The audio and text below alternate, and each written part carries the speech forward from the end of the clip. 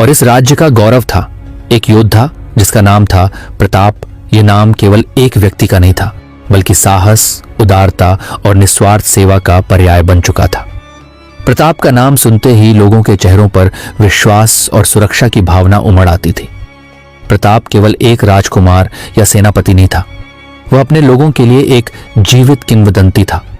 उसका कद ऊंचा था, लगभग 6 फुट 3 इंच। उसकी भुजाएं मजबूत थीं, जैसे कि प्राचीन ओक के पेड़ की शाखाएं हों जो किसी भी चुनौती का सामना करने को तैयार हों। उसकी आंखें ऐसी थीं जैसे उनमें हजारों युद्धों की अग्नि समाई हो, तेज, निर्णायक और कभी न हारने वाली। उसकी चाल में एक अद्भुत गरिमा थी और उसकी आवाज में एक ऐसा ओज था जो सैनिकों में भी नया जोश भर देता था, मानो हर शब्द में विजय का आह्वान हो। लोग कहते थे कि जब प्रताप युद्ध के मैदान में आता था तो शत्रुओं के दिलों में भय समा जाता था और उसके अपने सैनिकों के लिए वह एक अभेद्य ढाल बन जाता था। प्रताप का बचपन साधारण नहीं था। वह सूर्यवन के राजा विक्रम और रानी दुर्गावती का इकलौता पुत्र था। उसके जन्म के समय ही ज्योतिषियों ने भविष्यवाणी की थी कि यह बालक महान बनेगा, पर उसे जीवन में एक ऐसी चुनौती का सामना करना पड़ेगा जो उसकी पहचान को बदल देगी। जहां दूसरे बच्चे खेलकूद में लीन रहते, मिट्टी के महल बनाते और पतंग उड़ाते, वहीं प्रताप का खेल तलवारबाजी, घुड़सवारी और रणनीति के गुर सीखना था। उसकी उम्र के अन्य बच्चों से वह बहुत अलग था। उसकी आंखों में एक ऐसी चमक थी जो उसके असाधारण भविष्य का संकेत देती थी, एक अदम्य जिज्ञासा और सीखने की एक तीव्र इच्छा। प्रताप के माता पिता राजा विक्रम और रानी दुर्गावती उसकी इस तीव्र इच्छा और सीखने की ललक से अभिभूत थे। उन्होंने प्रताप की अद्वितीय प्रतिभा को बहुत कम उम्र में ही पहचान लिया था। रानी दुर्गावती, जो स्वयं एक विदुषी और कुशल प्रशासक थीं, ने बचपन से ही प्रताप में न्याय और करुणा के बीज बोए थे। वह अक्सर प्रताप को पुरानी कहानियां सुनाती थीं, जिनमें धर्म की विजय और दान की महिमा का वर्णन होता था। राजा विक्रम, जो एक वीर योद्धा और कुशल शासक थे, ने प्रताप को शारीरिक और मानसिक रूप से मजबूत बनाने पर जोर दिया। उनके राज्य के सबसे सम्मानित गुरु वृद्ध अर्षि व्यास प्रताप के गुरु बने। व्यास अर्षि अकेले ही एक महान योद्धा नहीं थे जिन्होंने अनगिनत युद्ध लड़े थे और विजय प्राप्त की थी, बल्कि वे एक गहरे दार्शनिक भी थे जिन्होंने जीवन के गूढ़ रहस्यों को समझा था। व्यास ऋषि ने प्रताप को केवल युद्ध कला ही नहीं सिखाई, बल्कि उसे न्याय, नैतिकता और धर्म के सिद्धांतों का भी ज्ञान दिया।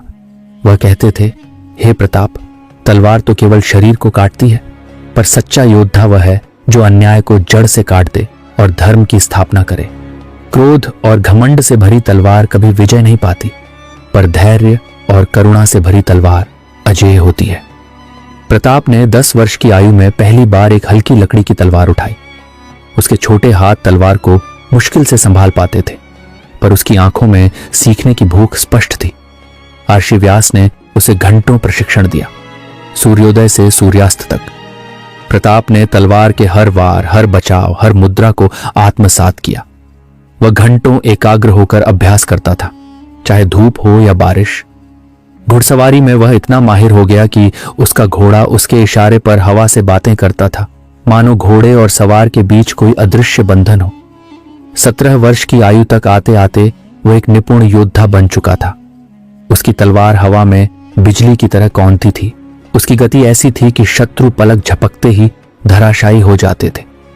उसके घोड़े की चाल इतनी तेज थी कि शत्रु उसे कभी पकड़ नहीं पाते थे, मानो वह हवा में उड़ रहा हो। प्रताप ने अपने देश पर हुए कई आक्रमणों को विफल किया था।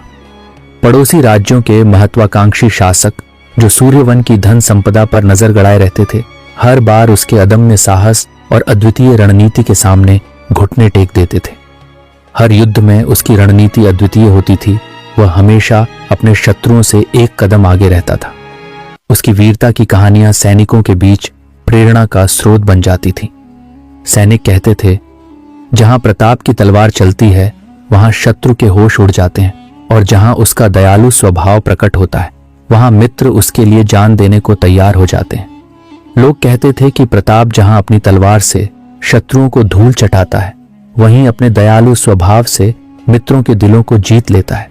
प्रताप की पहचान केवल उसकी युद्ध क्षमता तक सीमित नहीं थी। वह एक ऐसे हृदय का स्वामी था जो सोने से भी अधिक शुद्ध था, जिसकी पवित्रता गंगा के जल से भी अधिक निर्मल थी। उसकी उदारता की कहानियां राज्य की सीमाओं से भी आगे दूर दूर तक फैली हुई थी। वह कभी किसी गरीब को भूखा नहीं सोने देता था और न ही किसी जरूरतमंद को निराश करता था। उसकी दानशीलता इतनी अधिक थी कि लोग उसे दानवीर प्रताप कहने लगे थे। उसके खजाने गरीबों, अनाथों और विधवाओं के लिए हमेशा खुले रहते थे, जैसे कोई पवित्र नदी बिना किसी भेदभाव के सभी को जल प्रदान करती है। प्रताप अपने राज्य में प्रतिदिन भ्रमण करता था, लोगों की समस्याएं सुनता और उन्हें हल करने का प्रयास करता था। वह केवल राजा का पुत्र नहीं था, बल्कि लोगों का अपना था। उसकी एक झलक पाने के लिए लोग घंटों इंतजार करते थे और जब वह आता था तो उनके चेहरे पर मुस्कान फैल जाती थी। एक बार जब राज्य में भीषण अकाल पड़ा था, धरती प्यासी हो चुकी थी, फसलें सूख गई थीं और लोग दाने दाने को तरस रहे थे। अन्न के भंडार खाली हो रहे थे और भूख से मौतें होने लगी थीं। ऐसे विकट समय में जब राजा विक्रम भी चिंतित थे कि कैसे इस आपदा का सामना किया जाए, प्रताप ने एक साहसिक निर्णय लिया। उसने अपने निजी खजाने से लाखों स्वर्ण मुद्राएं दान कर दी ताकि कोई भूखा न सोए। उसने अपने सैनिकों को गांव-गांव जाकर अन्न बांटने और नए कुएं खोदने का आदेश दिया ताकि पानी की समस्या कम हो सके। उसने अपने सबसे विश्वसनीय मंत्रियों और स्वयंसेवकों की एक टीम बनाई और उन्हें सूखाग्रस्त क्षेत्रों में भेजा। प्रताप स्वयं भी कई गांवों में गया, लोगों के दुख दर्द को सुना और उन्हें ढाढ़स बंधाया। उसने सुनिश्चित किया कि हर व्यक्ति को भोजन और पानी मिले। असहाय लोगों की रक्षा करना, उनकी सहायता करना और उन्हें सहारा देना वह अपना परम कर्तव्य मानता था। उसके राज्य में कोई भी व्यक्ति अन्याय या उत्पीड़न का शिकार नहीं होता था, क्योंकि प्रताप हमेशा उनकी ढाल बनकर खड़ा रहता था। अगर कोई भी नागरिक किसी भी समस्या में होता तो प्रताप सबसे पहले उनकी मदद के लिए पहुंचता था, जैसे एक पिता अपने बच्चों की रक्षा करता है। उसकी न्यायप्रियता इतनी प्रबल थी कि अपराधी उसके नाम से ही कांपते थे। राज्य के लोग उसे सच्चे दिल से प्यार करते थे। वे उसकी अच्छाइयों का गुणगान करते थे, उसकी उदारता की मिसालें देते थे और उसकी बहादुरी पर गर्व करते थे। बच्चे उसके जैसा बनने का सपना देखते थे और बड़े उसे अपना आदर्श मानते थे। जब भी प्रताप कहीं से गुजरता, लोग अपने घरों से बाहर निकल आते, उसके सम्मान में खड़े हो जाते थे और उसकी जय जयकार करते थे। प्रताप महाराज की जय हो कि गूंज हवा में फैल जाती थी। उसका सम्मान इतना गहरा था कि उसके नाम मात्र से ही लोगों के चेहरे पर मुस्कान आ जाती थी और उनकी आंखों में आशा की किरण चमक उठती थी। वह केवल एक राजा का बेटा नहीं था, बल्कि उनके दिलों का राजा था। उसकी यह उदारता और जनसेवा केवल एक कर्तव्य नहीं थी, बल्कि उसके स्वभाव का अभिन्न अंग थी। पर इस अद्वितीय योद्धा, इस दानवीर और इस प्रफुल्लित प्रताप के बारे में एक ऐसा रहस्य था जो किसी को मालूम नहीं था। यह रहस्य इतना गहरा था कि उसके सबसे करीबी मित्र, उसके साथ कंधे से कंधा मिलाकर युद्ध लड़ने वाले साथी, यहां तक कि उसके परिवार के सदस्यों को भी इसका जरा सा भी अंदाजा नहीं था। यह रहस्य था प्रताप का गंजापन बचपन में। जब प्रताप केवल 5 वर्ष का था, उसे एक गंभीर और रहस्यमय बीमारी ने घेर लिया था। राजवैद्यों ने भरसक प्रयास किए, जड़ी बूटियां और मंत्रों का सहारा लिया, लेकिन बीमारी का प्रकोप इतना तीव्र था कि प्रताप के सारे बाल झड़ गए। वह एक छोटे निरीह बालक के रूप में अपनी गंजी खोपड़ी के साथ रह गया था। यह उसके लिए एक बहुत ही संवेदनशील विषय था। उस समय समाज में गंजेपन को कमजोरी या किसी शारीरिक दोष के रूप में देखा जाता था, खासकर एक योद्धा और राजकुमार के लिए। एक योद्धा का रूप, उसकी मर्दानगी और उसकी शक्ति उसके लंबे घने बालों से भी आंकी जाती थी। प्रताप, जो हमेशा अपनी ताकत और पूर्णता के लिए जाना जाता था, इस बात से चिंतित था कि उसका गंजापन उसकी छवि को खराब कर देगा। उसे डर था कि लोग उसे कमतर समझेंगे, उसकी बहादुरी पर सवाल उठाएंगे या शायद उसकी हंसी उड़ाएंगे। उसे लगा कि एक गंजा योद्धा कभी पूरी तरह से सम्मानित नहीं हो पाएगा, खासकर जब वह सिंहासन का उत्तराधिकारी था। यह डर उसके भीतर एक गहरे घाव की तरह था, जिसे वह किसी को दिखाना नहीं चाहता था। अपने इस रहस्य को छुपाने के लिए प्रताप ने एक बहुत ही कुशल कारीगर से एक अनोखी बालों की टोपी बनवाई थी। ये कारीगर, जिसका नाम केशव था, अपने हुनर में बेजोड़ था। उसने मानव बालों को इतनी बारीकी से टोपी में बुना था कि उसे देखकर कोई भी नहीं कह सकता था कि यह नकली बाल है। टोपी का रंग, घनत्व और उसकी बनावट इतनी स्वाभाविक थी कि वह प्रताप के सिर पर ऐसे फिट बैठ जाती थी जैसे कि वे उसके अपने बाल हों। प्रताप इस टोपी को इतनी सावधानी से पहनता था कि सुबह उठने से लेकर रात को सोने तक और युद्ध के मैदान से लेकर शाही दरबार तक ये टोपी कभी उसके सिर से नहीं उतरती थी। लोग उसके घने काले बालों की तारीफ करते थे और प्रताप बस मंद मंद मुस्कुरा देता था। उसके भीतर एक छोटी सी चिंता हमेशा बनी रहती थी कि कहीं उसका रहस्य खुल न जाए। ये टोपी इतनी सहज लगती थी कि उसके गंजेपन के बारे में किसी को जरा भी शंका नहीं होती थी। वह इसे इतनी सावधानी से पहनता था कि उसके सबसे करीबी मित्र जैसे कि समीर, राजेश और अभय, जिन्होंने उसके साथ कई युद्ध लड़े थे, भी इस बात से अनभिज्ञ थे।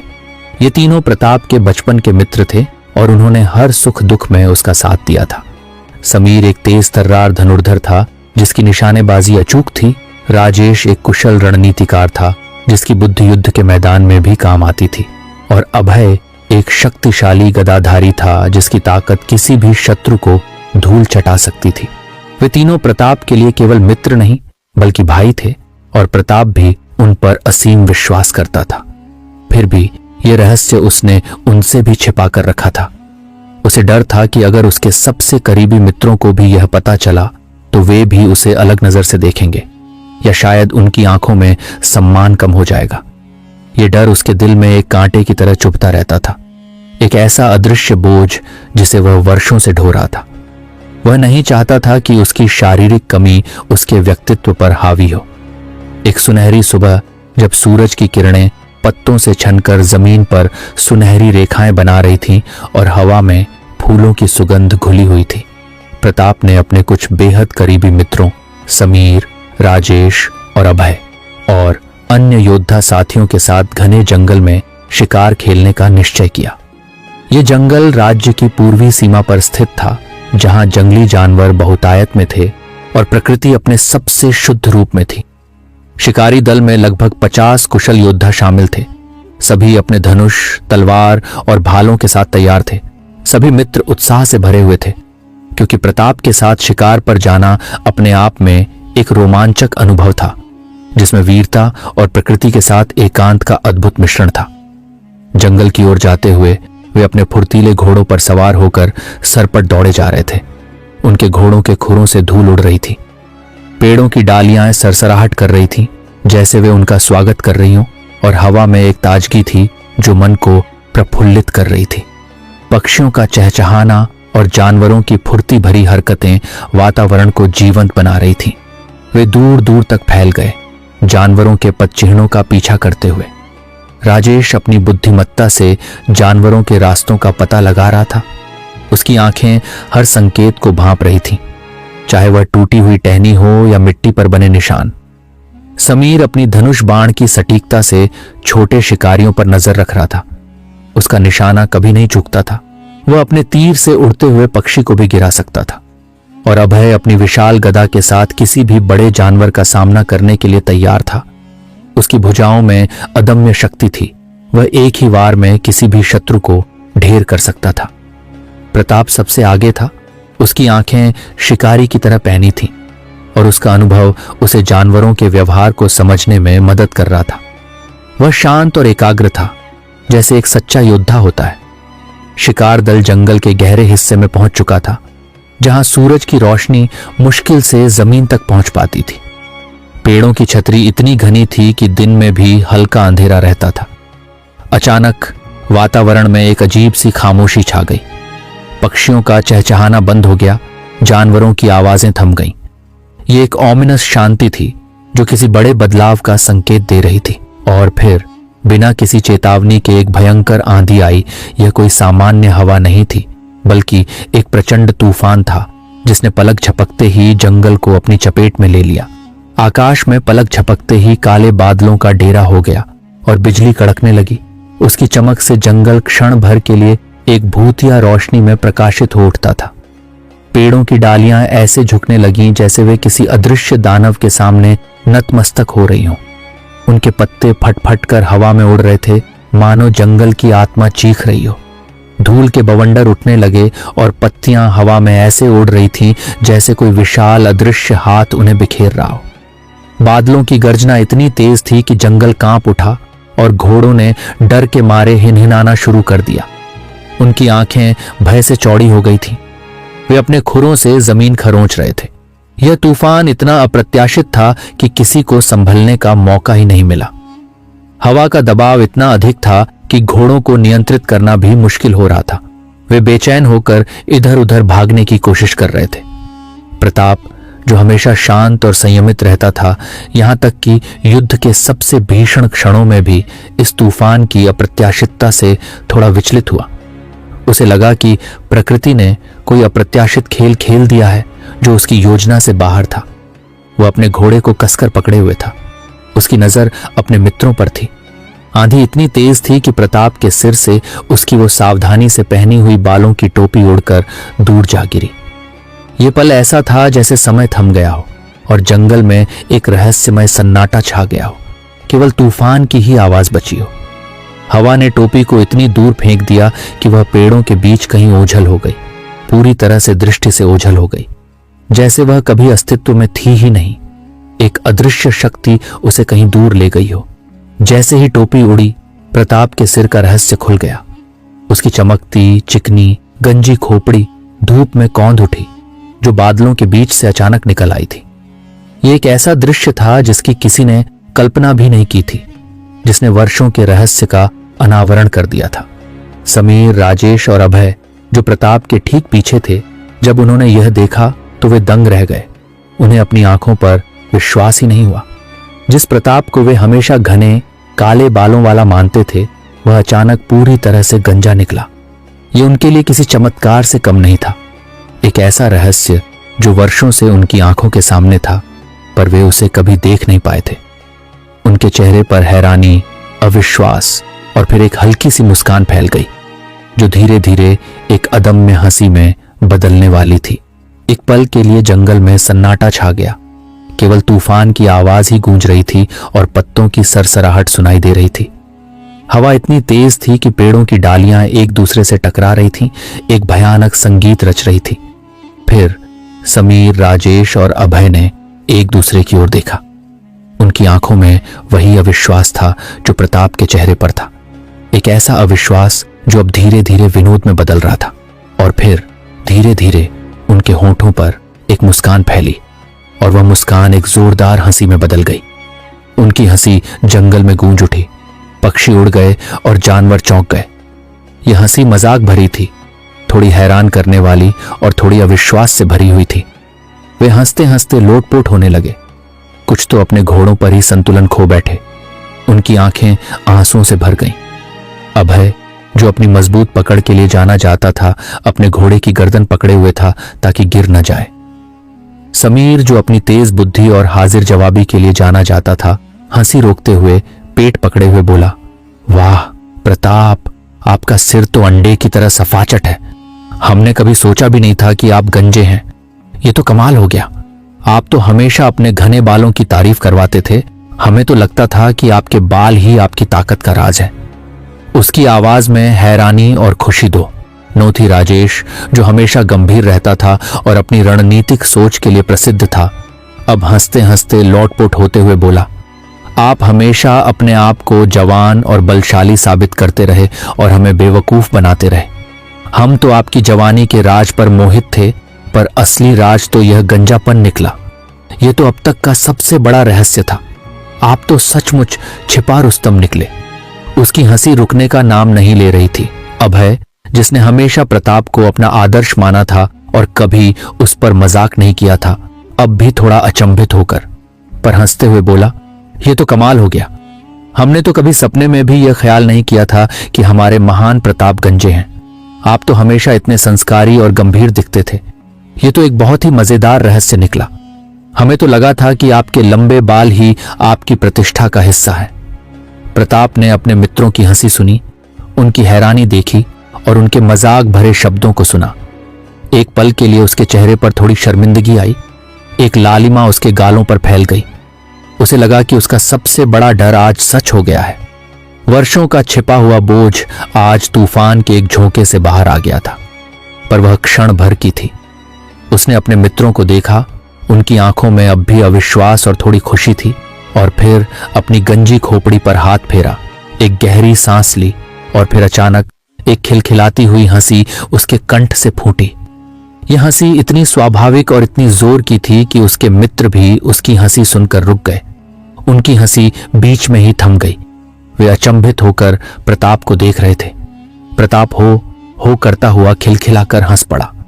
उसकी हंसी में कोई शर्मिंदगी नहीं थी, बल्कि एक अजीब सी मुक्ति और खुशी थी।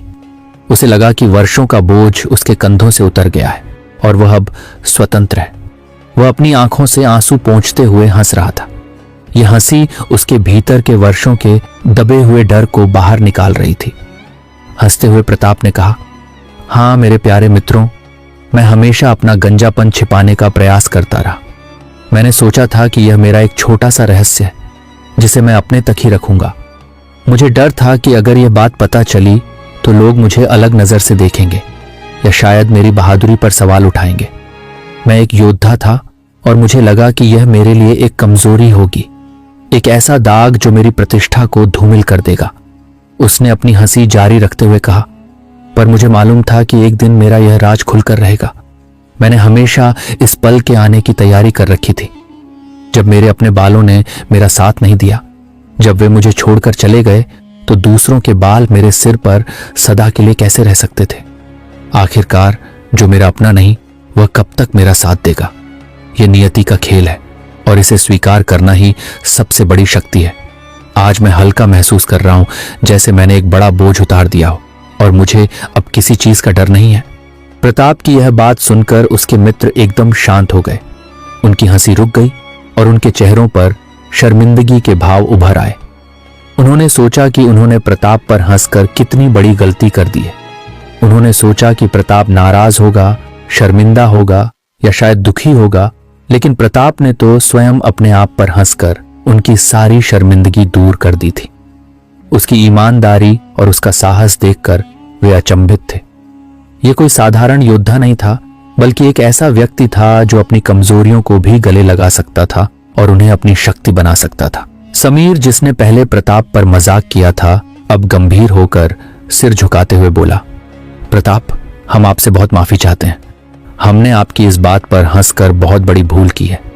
हमें यह देखकर शर्म आ रही है कि आप स्वयं अपने आप पर हंस रहे हैं। यह आपकी महानता है। आपने हमें आज एक बहुत बड़ा सबक सिखाया है। हम तो सिर्फ बाहरी दिखावे को देखते थे, पर आपने आंतरिक शक्ति का महत्व समझाया। उसकी आवाज में वास्तविक पश्चाताप था।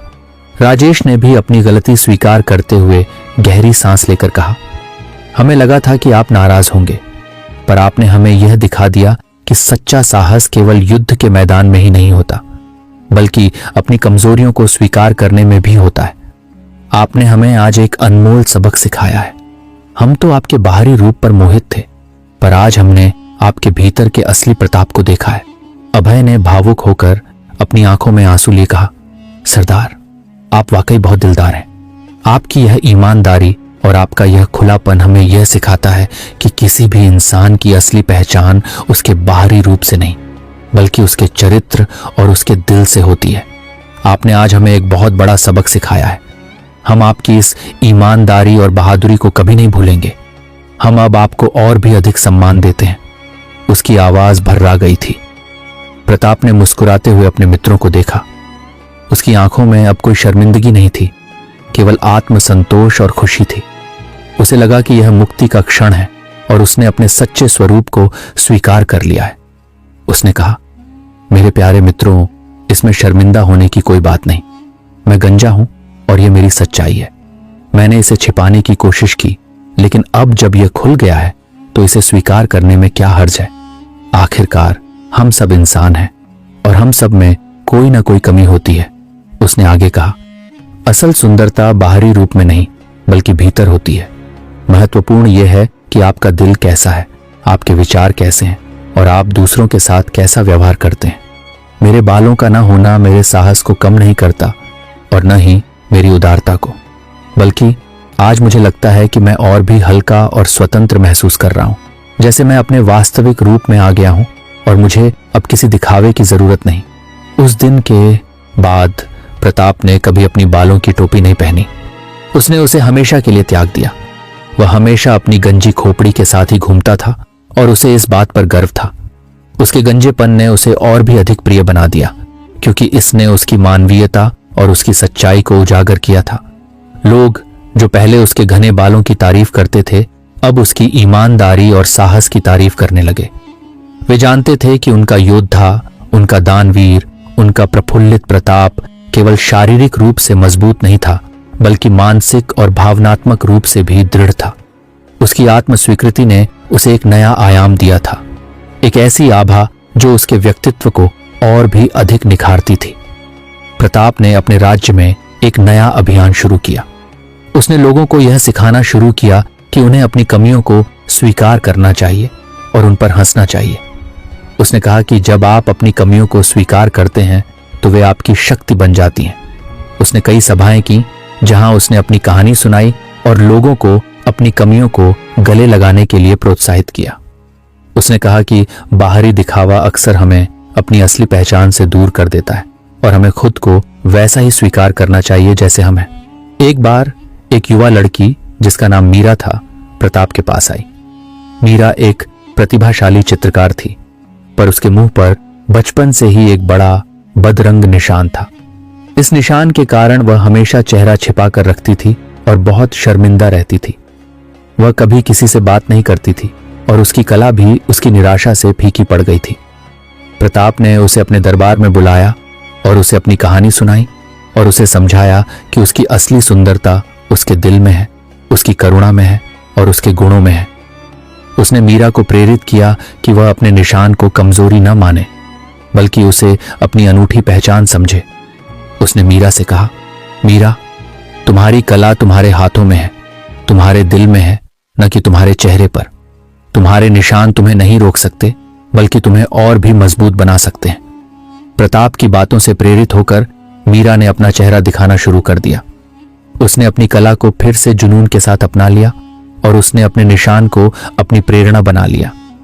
उसने अपनी कला में अपने संघर्ष और अपनी पहचान को व्यक्त किया और उसकी पेंटिंग इतनी प्रभावशाली थी कि दूर दूर के राज्यों से लोग उसकी कला को देखने आने लगे।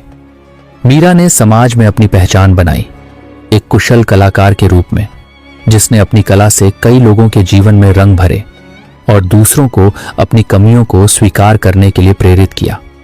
धीरे धीरे प्रताप के राज्य में एक नया माहौल बना।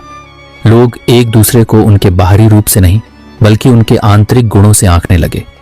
समाज में स्वीकार्यता और सहानुभूति की भावना बढ़ी। यह प्रताप की बहादुरी और ईमानदारी का ही नतीजा था कि उसका राज्य एक ऐसा स्थान बन गया जहां लोग अपनी सच्चाई के साथ जी सकते थे, बिना किसी डर या शर्मिंदगी के। प्रताप ने सिर्फ युद्ध नहीं जीते थे, बल्कि उसने दिलों को भी जीता था। उसका गंजापन अब उसका रहस्य नहीं था, बल्कि उसकी सबसे बड़ी शक्ति का प्रतीक बन गया था, आत्म स्वीकृति और अटूट साहस की शक्ति। प्रताप ने अपने जीवन का शेष भाग अपने राज्य की सेवा में बिताया, हमेशा अपने लोगों के लिए खड़ा रहा। उसकी कहानियां पीढ़ियों तक सुनाई जाने लगी, एक ऐसी कहानी जो सिखाती थी कि सच्ची सुंदरता और शक्ति आत्मा में होती है, न कि बाहरी दिखावे में। और इस प्रकार प्रफुल्लित प्रताप केवल एक योद्धा नहीं, बल्कि एक अमर प्रेरणा बन गया, जिसका नाम आज भी साहस, ईमानदारी और आत्म स्वीकृति के प्रतीक के रूप में लिया जाता है। उसका राज्य सूर्यवन आत्म स्वीकृति और आंतरिक शक्ति का प्रतीक बन गया, जहां हर व्यक्ति अपनी विशिष्टता का सम्मान करता था। तो दोस्तों, ये कहानी कैसी लगी कमेंट में जरूर बताए चलिए। अब चलते हैं अगली कहानी की तरफ। एक था गांव जहां जीवन की धारा धीमी पर अटल गति से बहती थी। इस गांव के छोर पर एक छोटी सी झोपड़ी में एक भिखारी रहता था, जिसका नाम था धन्नू। पहचान उसके फटे पुराने वस्त्र नहीं थे, बल्कि उसके चेहरे पर हमेशा खिली रहने वाली एक अब्बू सी मुस्कान थी। गरीबी ने उसके शरीर को जकड़ रखा था, पर उसके मन को कभी नहीं। सुबह की पहली किरण फूटते ही वह अपनी लाठी के सहारे घने जंगल के रास्ते से गुजरता, जहां पेड़ों की शाखाएं आपस में गूंथी हुई थीं जैसे सदियों पुरानी कहानियां। उसका लक्ष्य था भिक्षाटन। आज का दिन धन्नू के लिए विशेष था। उसकी झोली में कई दिनों बाद अच्छी भिक्षा आई थी। कुछ सूखी रोटियां, एक मुट्ठी अनाज और एक पका हुआ मीठा फल। उसके फटे पुराने जूते अब उसके कदमों को रोकने में असमर्थ थे। वह खुशी से गुनगुनाता, मानो जंगल के हर पत्ते, हर पंछी उसके संगीत में शामिल हो रहे हों। उसकी इस सहज प्रसन्नता में जीवन की सारी विडंबनाएं कहीं खो गई थी। उसी समय उसी घने जंगल की गहराइयों में एक विशालकाय पेड़ के नीचे सूरतगढ़ का राजा राय प्रताप लेटा हुआ था। उसकी शाही वेशभूषा, जो अब धूल मिट्टी से मैली हो चुकी थी, उसकी अंतरंग पीड़ा को छिपा नहीं पा रही थी। राजा राय प्रताप, जिसने अपने जीवन का हर क्षण अपनी प्रजा की खुशहाली के लिए समर्पित कर दिया था, आज अपने ही भाग्य से इतना त्रस्त था कि वह अपना भव्य राजमहल छोड़कर यहां एकांत की तलाश में आया था। उसके मन में विचारों का एक भयानक बवंडर उमड़ रहा था। विश्वासघात, अकेलापन और अस्तित्वहीनता का बोझ। तभी उसकी नजर उस गुनगुनाते हुए भिखारी धन्नू पर पड़ी। धन्नू की सहज खुशी राजा के मन में गहरे उतर गई। राजा सोचने को मजबूर हो गया, यह इंसान जिसके पास कुछ नहीं, फटे कपड़े, टूटे जूते, फिर भी कितना खुश है। और मैं, जिसने दिन रात अपने राज्य और परिवार के लिए सब कुछ न्योछावर कर दिया, आज भी दुखी हूं। मेरी अपनी प्रजा और मेरा परिवार भी मुझसे संतुष्ट नहीं। उन्हें तो बस मेरी राजगद्दी चाहिए और इसके लिए वे मुझे मरवाने के षड्यंत्र रच रहे हैं। राजा की आंखों में अविश्वास और निराशा का एक गहरा सागर था। राय प्रताप की यह पीड़ा कोई अचानक उपजी नहीं थी। कुछ समय पहले उसने अपने महल के अंधेरे कोनों में कुछ पहरेदारों को फुसफुसाते सुना था। उनकी दबी हुई आवाजें राजा के कानों तक पहुंची थीं। जैसे ही यह राजा मरेगा, हमारी आंखों का कांटा साफ हो जाएगा। ये शब्द राजा के हृदय में तीर की तरह चुभे थे। उसे विश्वास नहीं हुआ था कि उसकी ही प्रजा के लोग, जिसके लिए उसने अपना जीवन खपा दिया, उसकी मृत्यु की कामना कर सकते हैं। इस पीड़ा से भी बड़ी पीड़ा थी उसकी पत्नी का उसे छोड़कर जाना। वह बहुत पहले ही राजमहल छोड़ चुकी थी, जिससे राजा का निजी जीवन पूरी तरह से बिखर गया था। सबसे दर्दनाक बात यह थी कि राजा का कोई पुत्र या पुत्री नहीं थी, जिससे उसके पास कोई उत्तराधिकारी भी नहीं था। यह बात उसके विरोधियों को और भी बल दे रही थी। जिस दिन से राजा ने अपने खिलाफ इस भयानक षड्यंत्र के बारे में सुना था, वह बेहद सतर्क रहने लगा था। हर व्यक्ति, हर मुस्कान उसे झूठी लगती थी। उसे अब अपने ही महल में हर कोने में षड्यंत्र की बू आती थी। उसकी रातों की नींद उड़ चुकी थी। एक दिन यह संदेह और भी गहरा हो गया। राजा के छोटे भाई राय बहादुर ने, जो बचपन से ही सिंहासन का लालची था, उसके खाने में चुपचाप जहर मिलवा दिया। राय बहादुर के चेहरे पर हमेशा एक कृत्रिम नम्रता रहती थी, जिससे राजा कभी उसकी असली नीयत भांप नहीं पाया था। लेकिन नियति को राय प्रताप का जीवन बचाना था। जब राजा खाना खाने बैठा तो अचानक एक महल की बिल्ली कहीं से आकर उसकी थाली में रखे भोजन को खाने लगी। कुछ ही पल बाद बिल्ली वहीं तड़प तड़प कर मर गई। ये विभत्स दृश्य देखकर राजा के होश उड़ गए। उसका हृदय कांप गया। उसे पता चल गया था कि यह किसी की सोची समझी चाल थी। इस घटना के बाद से राजा अपने खिलाफ हो रहे षड्यंत्र के प्रति बेहद सतर्क हो गया था। उसने यह दिखावा किया कि वह अपने भाई राय बहादुर पर पूरा भरोसा करता है। उसने अपने भाई से कहा कि उसके मरने के बाद वही राजा बनेगा, इसलिए उसे राज्य की सारी जानकारी रखनी चाहिए। यह उसकी एक सोची समझी चाल थी, ताकि राय बहादुर निश्चिंत होकर अपनी सारी योजनाएं बताए और राजा उन पर चुपचाप नजर रख सके। राजा अब जानता था कि उसके सबसे बड़े शत्रु उसके अपने ही परिवार में छिपे हैं। इन्हीं सब विचारों से परेशान होकर, अपने जीवन से निराश और अकेला महसूस करते हुए, एक दिन राजा ने महल छोड़ दिया। बिना किसी को बताए वह चुपचाप वहां से भागा और उस घने जंगल में आ गया। वह जंगल उसकी नगरी से इतनी दूर था कि कोई उसे वहां पहचान नहीं सकता था। उसने सोचा, यहां मैं एक आम आदमी की तरह जी सकूंगा, बिना किसी भय, बिना किसी धोखे के। राजा जंगल में कई दिनों से था, जिस वजह से उसके बाल और दाढ़ी काफी बढ़ गए थे और उसका शाही रूप अब एक सामान्य थके हुए यात्री जैसा दिखता था। उस भिखारी धन्नू को देखकर राजा ने सोचा, हम दोनों ही इंसान हैं, बस फर्क है कि वह खुश इंसान है और मैं दुखी। क्या सचमुच धन, सत्ता और सम्मान सिर्फ दुख और भय लाते हैं? राजा जल्दी जल्दी में महल से भागा था, इसलिए वह अपने शरीर पर से कीमती आभूषण उतारने का समय नहीं मिल पाया था। उसकी गर्दन में सुंदर मोतियों की एक माला थी, पैरों में जरी वाले शाही जूते थे, शरीर पर कीमती रेशमी कपड़े थे और हाथों में सोने की अंगूठियां चमक रही थीं। ये शाही वेशभूषा उस गरीब भिखारी के फटे पुराने वस्त्रों से बिल्कुल विपरीत थी। जब धन्नु की नजर राजा पर पड़ी तो वह थोड़ा पीछे हट गया। उसकी आंखों में एक पल के लिए कौतूहल और फिर ईर्ष्या की चमक उभरी। उसने अपने फटे हुए जूतों और मैले कपड़ों को देखा और सोचा, मैंने तो कटे फटे कपड़े और जूते पहने हुए हैं, भीख न मिले तो मैं भूखा ही रह जाऊं, लेकिन इसके तो ठाट बाट ही अलग हैं।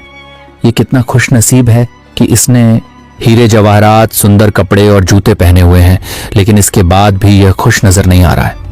उसकी सहज खुशी एक पल में स्वार्थ और तुलना के भंवर में फंस गई। उसने सोचा, चलो इस शख्स से ही उसके खुश न होने की वजह पूछता हूं। आखिर इतना धनवान होकर भी कोई दुखी कैसे हो सकता है? इसमें जरूर कोई रहस्य है। धन्नु ने हिम्मत बटोरी और राजा के पास पहुंचा। उसने विनम्रता से अपनी लोक भाषा में राम राम बोला। राजा, जो अपने गहरे विचारों में खोया हुआ था, अचानक चौंक कर उठा और उसने भी भिखारी को राम राम का जवाब दिया। उसकी आवाज में एक अजीब सी उदासी थी। भिखारी ने कहा, आप तो बहुत अमीर परिवार के लगते हैं, शायद आप कहीं के राजा हैं। उसकी आवाज में एक मासूम जिज्ञासा थी, पर उसके पीछे एक गहरी चाल छिपी थी। राजा ने एक लंबी सांस ली, जैसे वह अपने भीतर की सारी पीड़ा बाहर निकाल रहा हो। हां, सही बोले तुम, उसने कहा। मैं सूरतगढ़ का राजा राय प्रताप हूं और अपना राज अपने भाई राय बहादुर को देकर यहां पर आ गया हूं। मेरे घर वाले दौलत के चक्कर में मुझे मरवाने का षड्यंत्र कर रहे थे। उसी से बचने के लिए मैं यहां पर मन की शांति के लिए आया हूं। राजा ने अपनी सारी कहानी धन्नु को बता दी। उसे लगा कि यह अजनबी उसकी पीड़ा को समझेगा। काफी दिनों से मैं ऐसी हालत में हूं। मेरी लंबी दाढ़ी देखकर लोग मुझे भगा देते हैं। रास्ते में जो भी फल फूल मिलता है वही खाकर गुजारा कर लेता हूं। आज मुझे बहुत तेज भूख लगी है, इसलिए मैं इधर उधर खाने की तलाश में घूम रहा हूं। तुम्हारे पास अगर कुछ खाने के लिए है तो कृपया मुझे थोड़ा खाने के लिए दे दो। राजा की आवाज में भूख और निराशा का दर्द साफ झलक रहा था। धन्नु ने मुस्कुराते हुए राजा की तरफ देखा। उसकी आंखों में चमक थी। ये तो सोने की खान थी। उसने कहा, अगर तुम मुझे ये सोने की अंगूठी दोगे तो मैं तुम्हें खाना खिला सकता हूं। उसकी आवाज में चालाकी का एक स्पष्ट पुट था। राजा, जो भूख से बेहाल था और विश्वासघात से थक चुका था, उसे धन्नु की यह शर्त मामूली लगी। उसने अपनी सबसे कीमती अंगूठी तुरंत भिखारी को दे दी और बदले में उससे सूखी रोटी लेकर जल्दी जल्दी खा ली। राजा की भूख इतनी तीव्र थी कि उसने रोटी के स्वाद पर ध्यान भी नहीं दिया। भिखारी ने राजा से कहा, तुम और मैं दोनों ही अकेले हैं, चलो हम दोनों साथ में चलते हैं। जंगल में अकेले भटकना ठीक नहीं है। राजा को भी इस एकाकी जंगल में अकेलेपन से घबराहट हो रही थी, इसलिए उसने सहर्ष स्वीकार कर लिया। उसे लगा कि उसे एक सच्चा मित्र मिल गया है। दोनों साथ में चलते हुए जंगल के और भी घने हिस्से में पहुंचे, जहां सूरज की किरणें भी मुश्किल से जमीन तक पहुंच पाती थीं। वहां पर वे एक बड़ी चट्टान के नीचे आराम करने लगे। धन्नु ने एक बार फिर राजा के धन की प्रशंसा की। आप कितने भाग्यवान हैं। आपके पास इतनी धन दौलत है, लेकिन मेरे पास कुछ भी नहीं है। फटे जूते पहने हैं। आपकी अंगूठी से मेरी बहुत सी समस्याएं दूर हो जाएंगी। उसकी आवाज में लालच का स्वर अब और भी स्पष्ट था। राजा ने एक गहरी सांस ली और कहा, मैं भी तुम्हारी ही तरह कुछ सोच रहा था। तुम्हें फटे जूतों की परवाह किए बगैर खुशी से अपने रास्ते की तरफ जाते देख मैंने सोचा तुम्हारे जैसा कोई खुशनसीब नहीं होगा। मेरे पास सब कुछ होते हुए भी मैं खुश नहीं हूं। हम दोनों की हालत एक जैसी ही है। राजा को लगा कि वे दोनों अपनी अपनी परिस्थितियों में दुखी हैं, जबकि धन्नु के मन में तो कुछ और ही भयानक योजना आकार ले रही थी। बातों ही बातों में धन्नु ने बड़ी चतुराई से राजा से उसके राज्य की सारी जानकारी, महल की सुरक्षा व्यवस्था और राय बहादुर के स्वभाव के बारे में सब कुछ उगलवा लिया। राजा अपनी पीड़ा में खोया हुआ अनजाने में अपने ही शत्रुओं को अपने राज्य के सारे रहस्य सौंप रहा था। धन्नु ने मन ही मन फैसला कर लिया कि रात में जब राजा गहरी नींद में सो जाएगा तो वह उसके कपड़े और गहने लेकर वहां से भाग जाएगा। उसका लालच अब एक राक्षस का रूप ले चुका था। जब तक राजा सोया नहीं तब तक धन्नु उससे मीठी मीठी बातें करता रहा। उसने राजा के दर्द को साझा करने का नाटक किया, उसकी हमदर्दी जीतने की हर मुमकिन कोशिश की। राजा, जो वर्षों से अकेलेपन और धोखे का शिकार था, धन्नु की नकली बातों में आ गया। उसे लगा कि उसे आखिर में कोई ऐसा मिल गया है जो उसे समझता है। रात होने पर जब राजा भोजन करने बैठा तो धन्नु ने चुपचाप उसे खाने में बेहोशी की एक तीव्र दवा मिलाकर खिला दी। यह दवा उसने वर्षों से अपने पास छिपा रखी थी, शायद ऐसे ही किसी अवसर के लिए। इससे राजा पल भर में गहरी नींद में सो गया, इतनी गहरी कि उसे अपने आसपास की किसी भी हलचल का पता न चला। उसकी सांसें धीमी हो चुकी थीं और शरीर शांत। राजा के बेसुध होते ही धन्नु ने बिना एक पल गंवाए उसके शरीर से कीमती राजसी कपड़े उतारे और खुद उन्हें पहन लिया। उसने मोतियों की माला अपनी गर्दन में डाली, सोने की अंगूठियां अपनी उंगलियों में सजाईं और जरी वाले जूते अपने पैरों में पहने। वह राजा की तरह सज धज कर उठा और अंधेरे में ही वहां से तेजी से भाग गया। उसकी आंखों में एक चमक थी, अब वह राजा बन चुका था, कम से कम अपनी कल्पना में। उसे लगा अब उसकी सदियों पुरानी गरीबी हमेशा के लिए खत्म हो जाएगी और वह एक आलीशान जीवन जी सकेगा। राजा वहीं गहरी नींद में सोता रह गया। उसकी सारी संपत्ति लुट चुकी थी और उसका मासूम विश्वास भी। धन्नु, जो अब स्वयं को राजा राय प्रताप समझ रहा था, जंगल के रास्ते तेजी से आगे बढ़ रहा था। उसे लगा कि उसकी किस्मत चमक गई है और उसने अपने जीवन का सबसे बड़ा दांव जीत लिया है। लेकिन नियति को कुछ और ही मंजूर था। देर रात के अंधेरे में उसे कुछ लुटेरों ने देख लिया। ये वही कुख्यात चोर थे जो जंगल के राजा राय प्रताप के महल से भागने की खबर मिलने के बाद से ही किसी बड़े शिकार की तलाश में थे। उन्होंने धन्नु को शाही वेशभूषा में देखा और उसे तुरंत राजा राय प्रताप समझकर पकड़ लिया। उन्हें लगा कि यह वही राजा है जिसके लिए उन्हें भारी फिरौती मिलेगी। चोरों ने धन्नु को बेरहमी से पीटा, उसे घसीटा और उसके सारे कपड़े और गहने छीन लिए। अब धन्नु के पास सिर्फ एक पुरानी धोती ही बची थी जो उसने भीतर पहन रखी थी। चोरों ने सब कुछ लूटने के बाद उसे एक पेड़ से कसकर बांध दिया। उसकी चीखें जंगल के सन्नाटे में खो गईं। फिर उन्होंने उससे पूछा, बता, तू कहां का राजा है? सच सच बता, वरना तुझे मारकर यहीं कहीं फेंक देंगे। धन्नु, जो कुछ देर पहले राजा बनने का सपना देख रहा था, अब अपनी जान बचाने के लिए गिड़गिड़ाने लगा। उसकी आवाज कांप रही थी। उसने चोरों से कहा कि वह राजा नहीं है। मैंने अपनी लालच की वजह से एक राजा के सारे कपड़े और गहने चोरी कर पहन लिए थे। वह राजा अपने जीवन से दुखी है और जंगल में खाने के लिए भटक रहा है। चोरों ने उसकी बात पर बिल्कुल भरोसा नहीं किया। उन्हें लगा कि यह आदमी नाटक कर रहा है ताकि वे उसे छोड़ दें। उन्होंने अपनी तलवारें निकाली और फिर से उससे पूछा, अंतिम बार पूछ रहे हैं, तुम कहां के राजा हो? सच सच बता, वरना तेरी जान नहीं बचेगी। धन्नु के पास कोई और रास्ता नहीं था। अपनी जान बचाने के लिए उसने चोरों को बताया कि वह राजा राय प्रताप है, जो सूरतगढ़ का राजा है। उसने यह भी बताया कि उसका भाई राय बहादुर उसके राज्य का मंत्री है और वह अभी जंगल में आराम कर रहा है। चोरों ने उसकी बात पर यकीन कर लिया क्योंकि उसकी वेशभूषा और जानकारी उन्हें सटीक लगी। उन्होंने सोचा कि अब वे इस राजा को अपने भाई को बेचकर भारी फिरौती वसूलेंगे। उधर जंगल में जब राजा राय प्रताप की गहरी नींद खुली तो उसे होश आया। सूरज की पहली किरणें पेड़ों से छनकर जमीन पर पड़ रही थी। उसने भिखारी को बुलाने की कोशिश की, धन्नु, धन्नु, लेकिन कोई जवाब नहीं मिला। उसने अपने आसपास देखा तो उसके सारे कपड़े और गहने गायब थे। उसके पास सिर्फ एक छोटी सी पुरानी पोटली थी जो भिखारी धन्नु वहीं भूल गया था। उस पोटली में धन्नु का कुछ पुराना और मामूली सामान था। राजा को समझते देर नहीं लगी कि उसके साथ क्या हुआ है। उसका विश्वास एक बार फिर टूट गया था और इस बार यह विश्वासघात एक गरीब भिखारी ने किया था जिस पर उसने दया की थी। उसे अपनी बेवकूफी पर गुस्सा आया कि उसने एक अजनबी पर कैसे भरोसा कर लिया और अपनी सारी जानकारी दे दी। दूसरी तरफ वे चोर धन्नु को, जो अब भी राजा के रूप में था, लेकर सूरतगढ़ के महल में पहुंच गए। महल में घुसना उनके लिए मुश्किल नहीं था क्योंकि उन्होंने धन्नु को राजा के वेश में देखा था।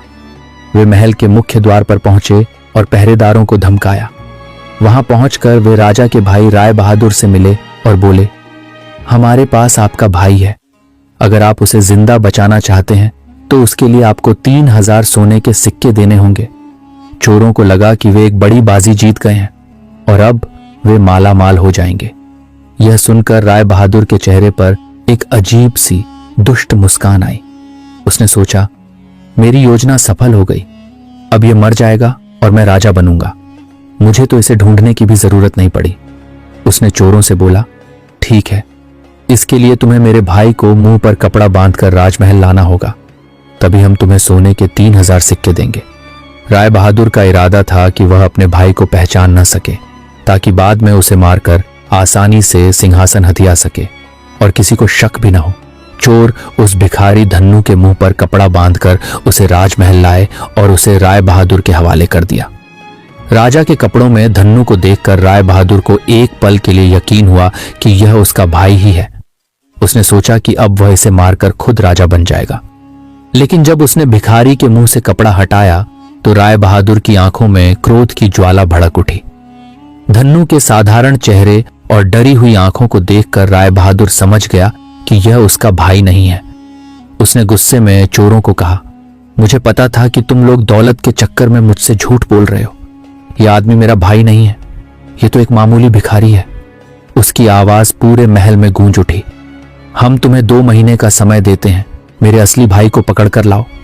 अगर नहीं लाए तो तुम सबको गोली मार देंगे और अगर यहां से भागने की कोशिश की तो जिंदा दफन करवा दूंगा। राय बहादुर की क्रूरता स्पष्ट थी। यह सुनकर सभी चोर बहुत डर गए। उन्हें अपनी गलती का एहसास हो गया था। मौका मिलते ही वे वहां से भाग गए अपनी जान बचाने के लिए।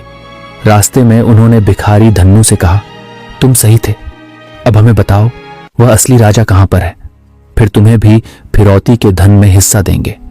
भिखारी धन्नू ने बताया कि उसने राजा को इसी जंगल में छोड़ा था, लेकिन बहुत ढूंढने के बाद भी राजा उन्हें नहीं मिला। जंगल इतना घना और विशाल था कि उसमें किसी को ढूंढना असंभव था। वहीं जंगल में नींद से जागने के बाद जब राजा राय प्रताप को भिखारी की सारी हरकत समझ आती है तो उसे गहरा दुख होता है। उसके मन में अपने राज्य और अपनी प्रजा के प्रति एक नई जिम्मेदारी का एहसास जागृत होता है। उसे अपनी बेवकूफी पर पछतावा होता है कि उसने एक अजनबी पर कैसे भरोसा कर लिया। लेकिन अब समय बर्बाद करने का कोई फायदा नहीं था। उसे लगा कि उसे जीवन का कोई नया अर्थ ढूंढना होगा। उसने सोचा कि अब उसे कहीं जाकर अपने खाने के लिए इंतजाम करना होगा, वरना वह भूख से ही मर जाएगा। कई दिनों तक राजा भूखा प्यासा ही जंगल में चलता रहा। उसने जंगल में जो भी रूखा सूखा फल, कंद मूल या पत्ते मिलते वही खाकर गुजारा कर लेता। उसके शरीर में ऊर्जा कम होती जा रही थी, लेकिन मन में जीने की इच्छा अभी भी प्रबल थी। चलते चलते राजा को 1 हफ्ता हो गया था। उसे याद आया कि उसके पास एक पोटली है जो भिखारी धन्नू उसी के पास भूल गया था। राजा ने उस पोटली को खोला तो उसमें उसे कुछ पुराने सन्यासियों के कपड़े मिले। ये एक अजीब संयोग था, मानो नियति उसे एक नया मार्ग दिखा रही हो। राजा ने सन्यासी वाले कपड़े पहन लिए। ये वेश उसे एक नई पहचान दे रहा था, एक ऐसा वेश जिसमें कोई उसे पहचान नहीं सकता था और वह अपने राजसी अतीत से पूरी तरह से अलग हो सकता था। वह जंगल से निकलकर एक छोटे से गांव के पास पहुंचा, जहां जीवन शांत और सरल था। वह इतना थका हुआ था कि एक नदी के किनारे पहुंचकर वहीं सो गया और 2 दिनों तक गहरी नींद में सोता रहा। उसकी थकान इतनी गहरी थी कि उसे अपने आसपास की कोई भी हलचल महसूस नहीं हुई। गांव के आसपास के लोगों को लगा कि यह कोई साधु बाबा हैं जो अपनी समाधि में ध्यान कर रहे हैं।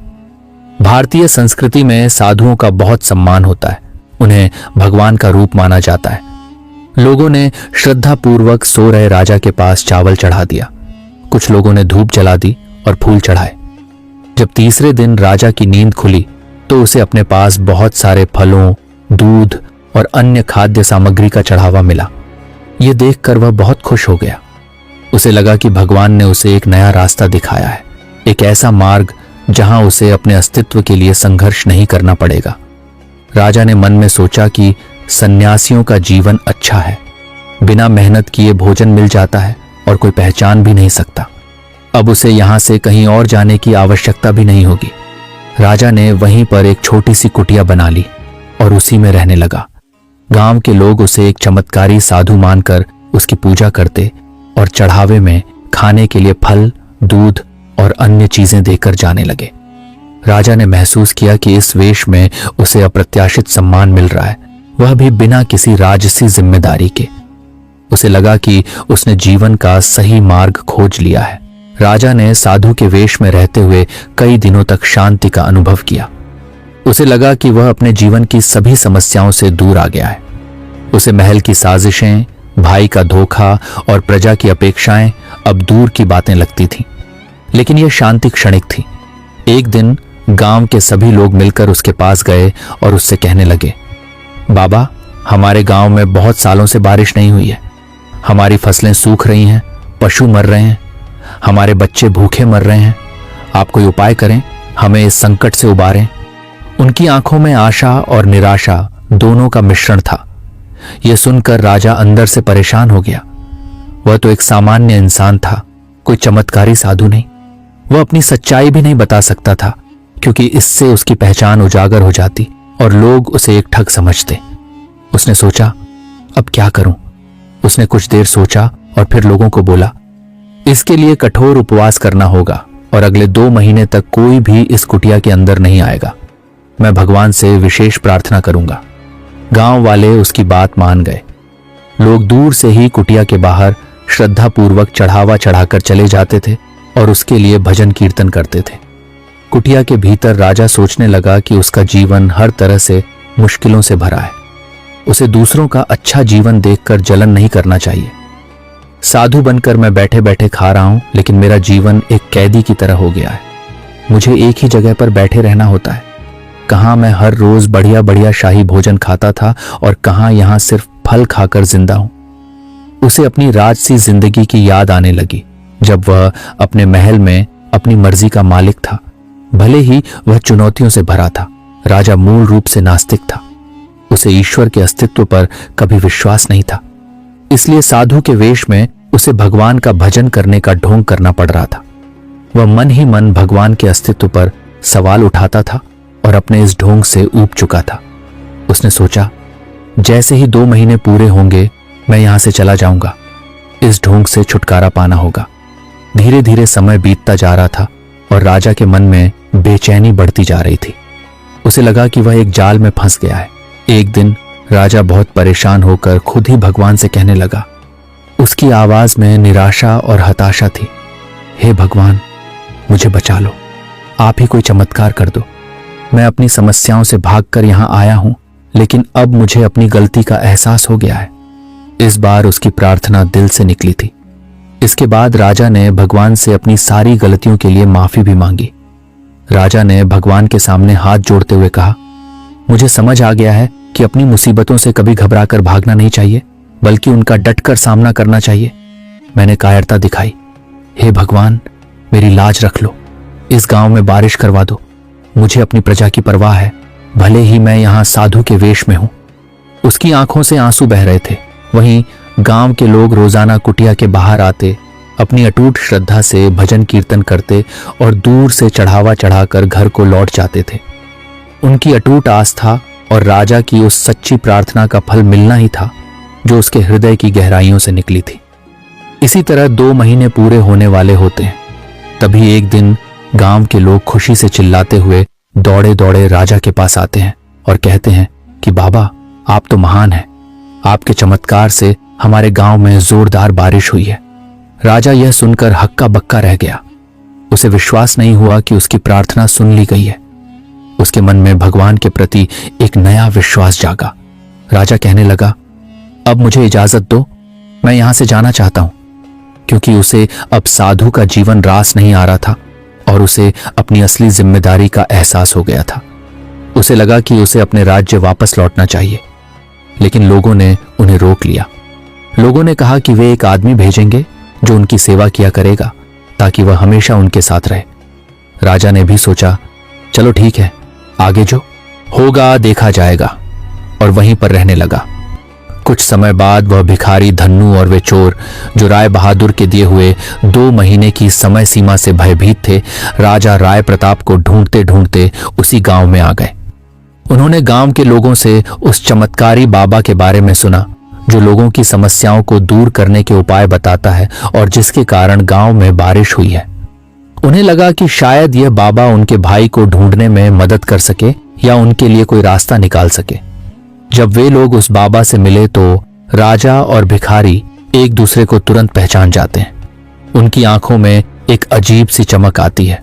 राजा की आंखों में हैरानी और धन्नू की आंखों में डर, लेकिन वे चोरों को इसका पता नहीं चलने देते हैं। फिर बाबा के भेष में राजा ने उनसे पूछा, तुम लोग कहां से आए हो और तुम्हें क्या परेशानी है? उसकी आवाज में एक अजीब सी गंभीरता थी। इसके बाद भिखारी धन्नू ने राजा को सारी सच्चाई बताई। उसकी आवाज में पश्चाताप और भय दोनों थे। महाराज, मैंने लालच में आपके सारे कपड़े और जेवर पहन लिए थे, लेकिन उन्हें पहनते ही तुरंत बाद ही मेरे पीछे चोर पड़ गए। उन चोरों ने मुझे लूट लिया और पूछताछ करने लगे कि कौन हो, कहां से हो, तो मैंने खुद को आपके बारे में बताते हुए आपके राज्य की सारी जानकारी दे दी।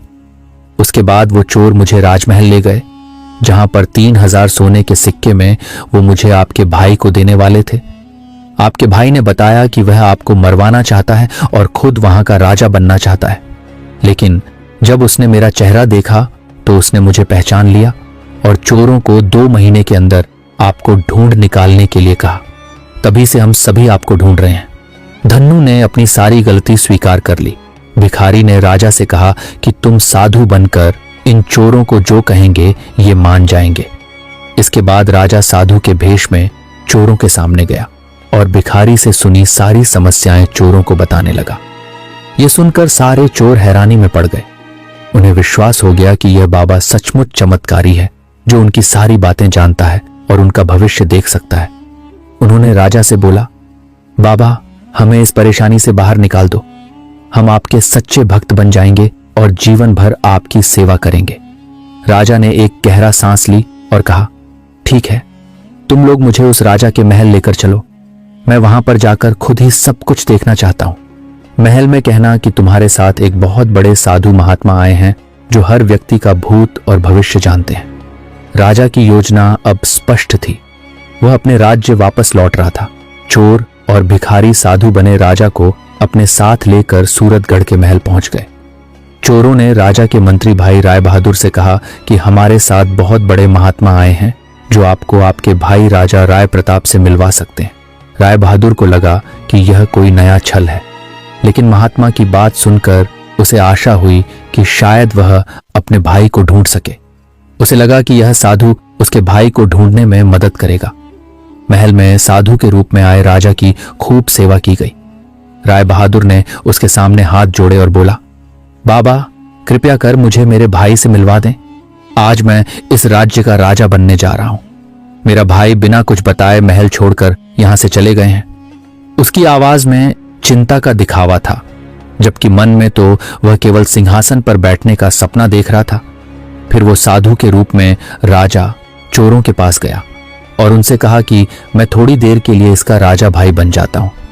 उसने अपने पास से वे शाही कपड़े निकाले जो उसने उस पोटली में छिपा रखे थे और उन्हें पहन लिया। उसने अपने राजसी मुकुट को सिर पर धारण किया और राज दरबार में आ गया। यह देखकर पूरी प्रजा हैरान थी। उन्हें अपनी आंखों पर विश्वास नहीं हुआ।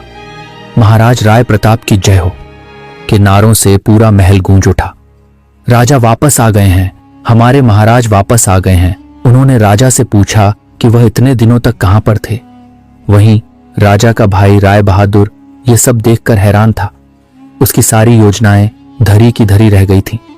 वह लोगों से कहने लगा, यह उसका राजा भाई नहीं है, बल्कि यह तो एक साधु है जिसने थोड़ी देर के लिए मुझे अपने भाई के रूप से मिलवाया है।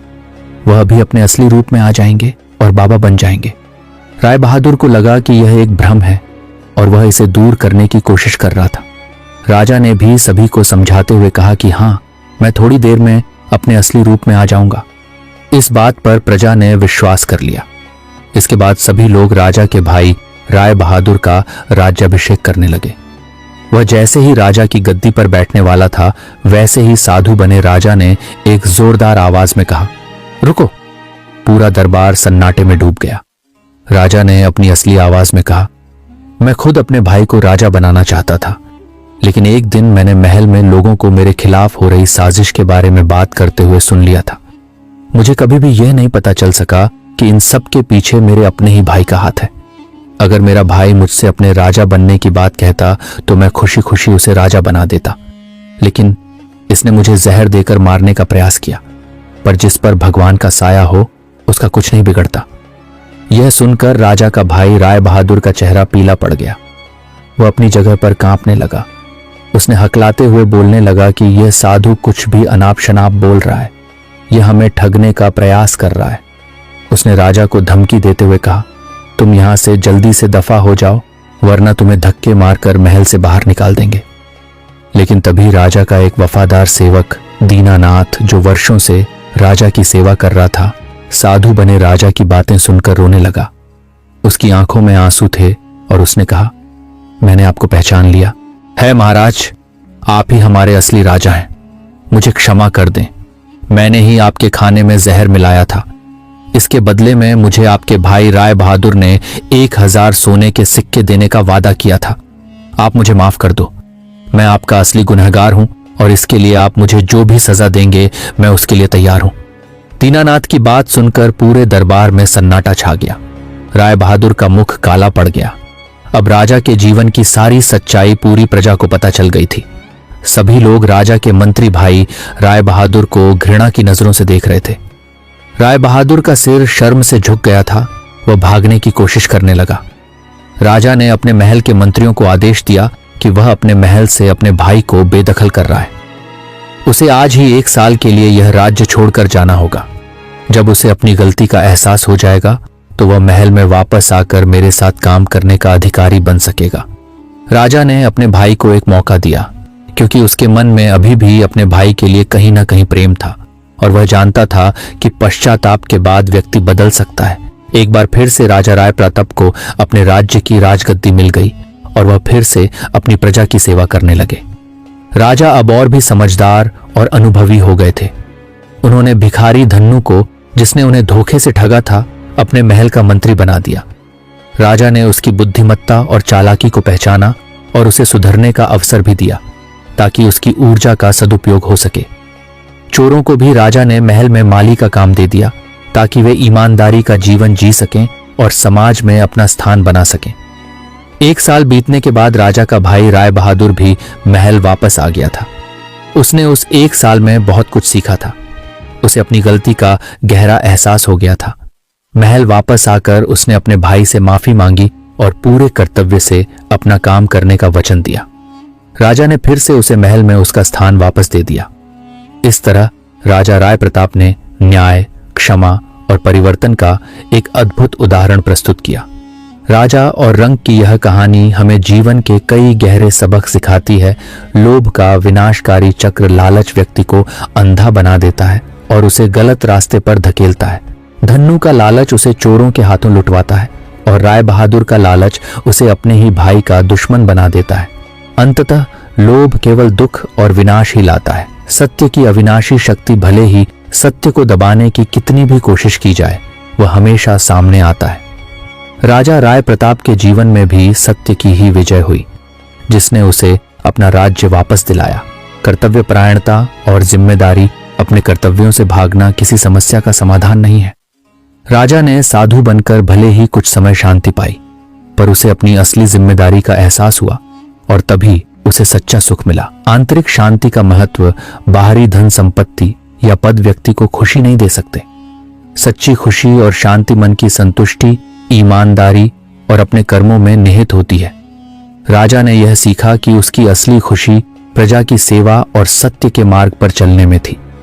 विश्वास और क्षमा की शक्ति भले ही धोखा मिला हो, लेकिन क्षमा करना और दूसरों को सुधरने का अवसर देना महानता का प्रतीक है।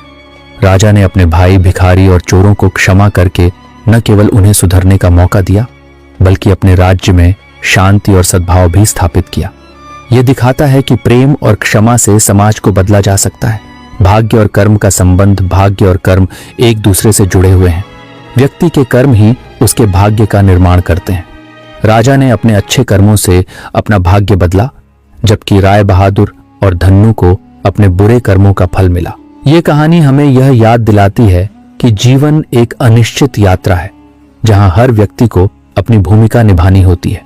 सही मार्ग पर चलकर, अपने कर्मों के प्रति ईमानदार रहकर और क्षमा की भावना अपनाकर ही हम सच्ची सफलता और खुशी प्राप्त कर सकते हैं। एक बहुत ही पुरानी लोक कथा है। जब समंदर के किनारे बसे हुए एक छोटे से गांव में मछुआरों की एक बस्ती थी, जहां पर एक विधवा औरत अपने छोटे से बच्चे के साथ रहती थी। वो औरत रोज समंदर के किनारे चली जाती और जो भी गिरी हुई मछलियां वहां पर पड़ी होती, उन्हें जमा करके वो अपने घर में ले आती। इस तरह से उसका और उसके बच्चे का गुजारा चल रहा था। एक दिन समंदर के किनारे जब वो मछलियां इकट्ठी कर रही थी कि तभी कुछ दूर से एक जहाज वहां पर आकर रुका।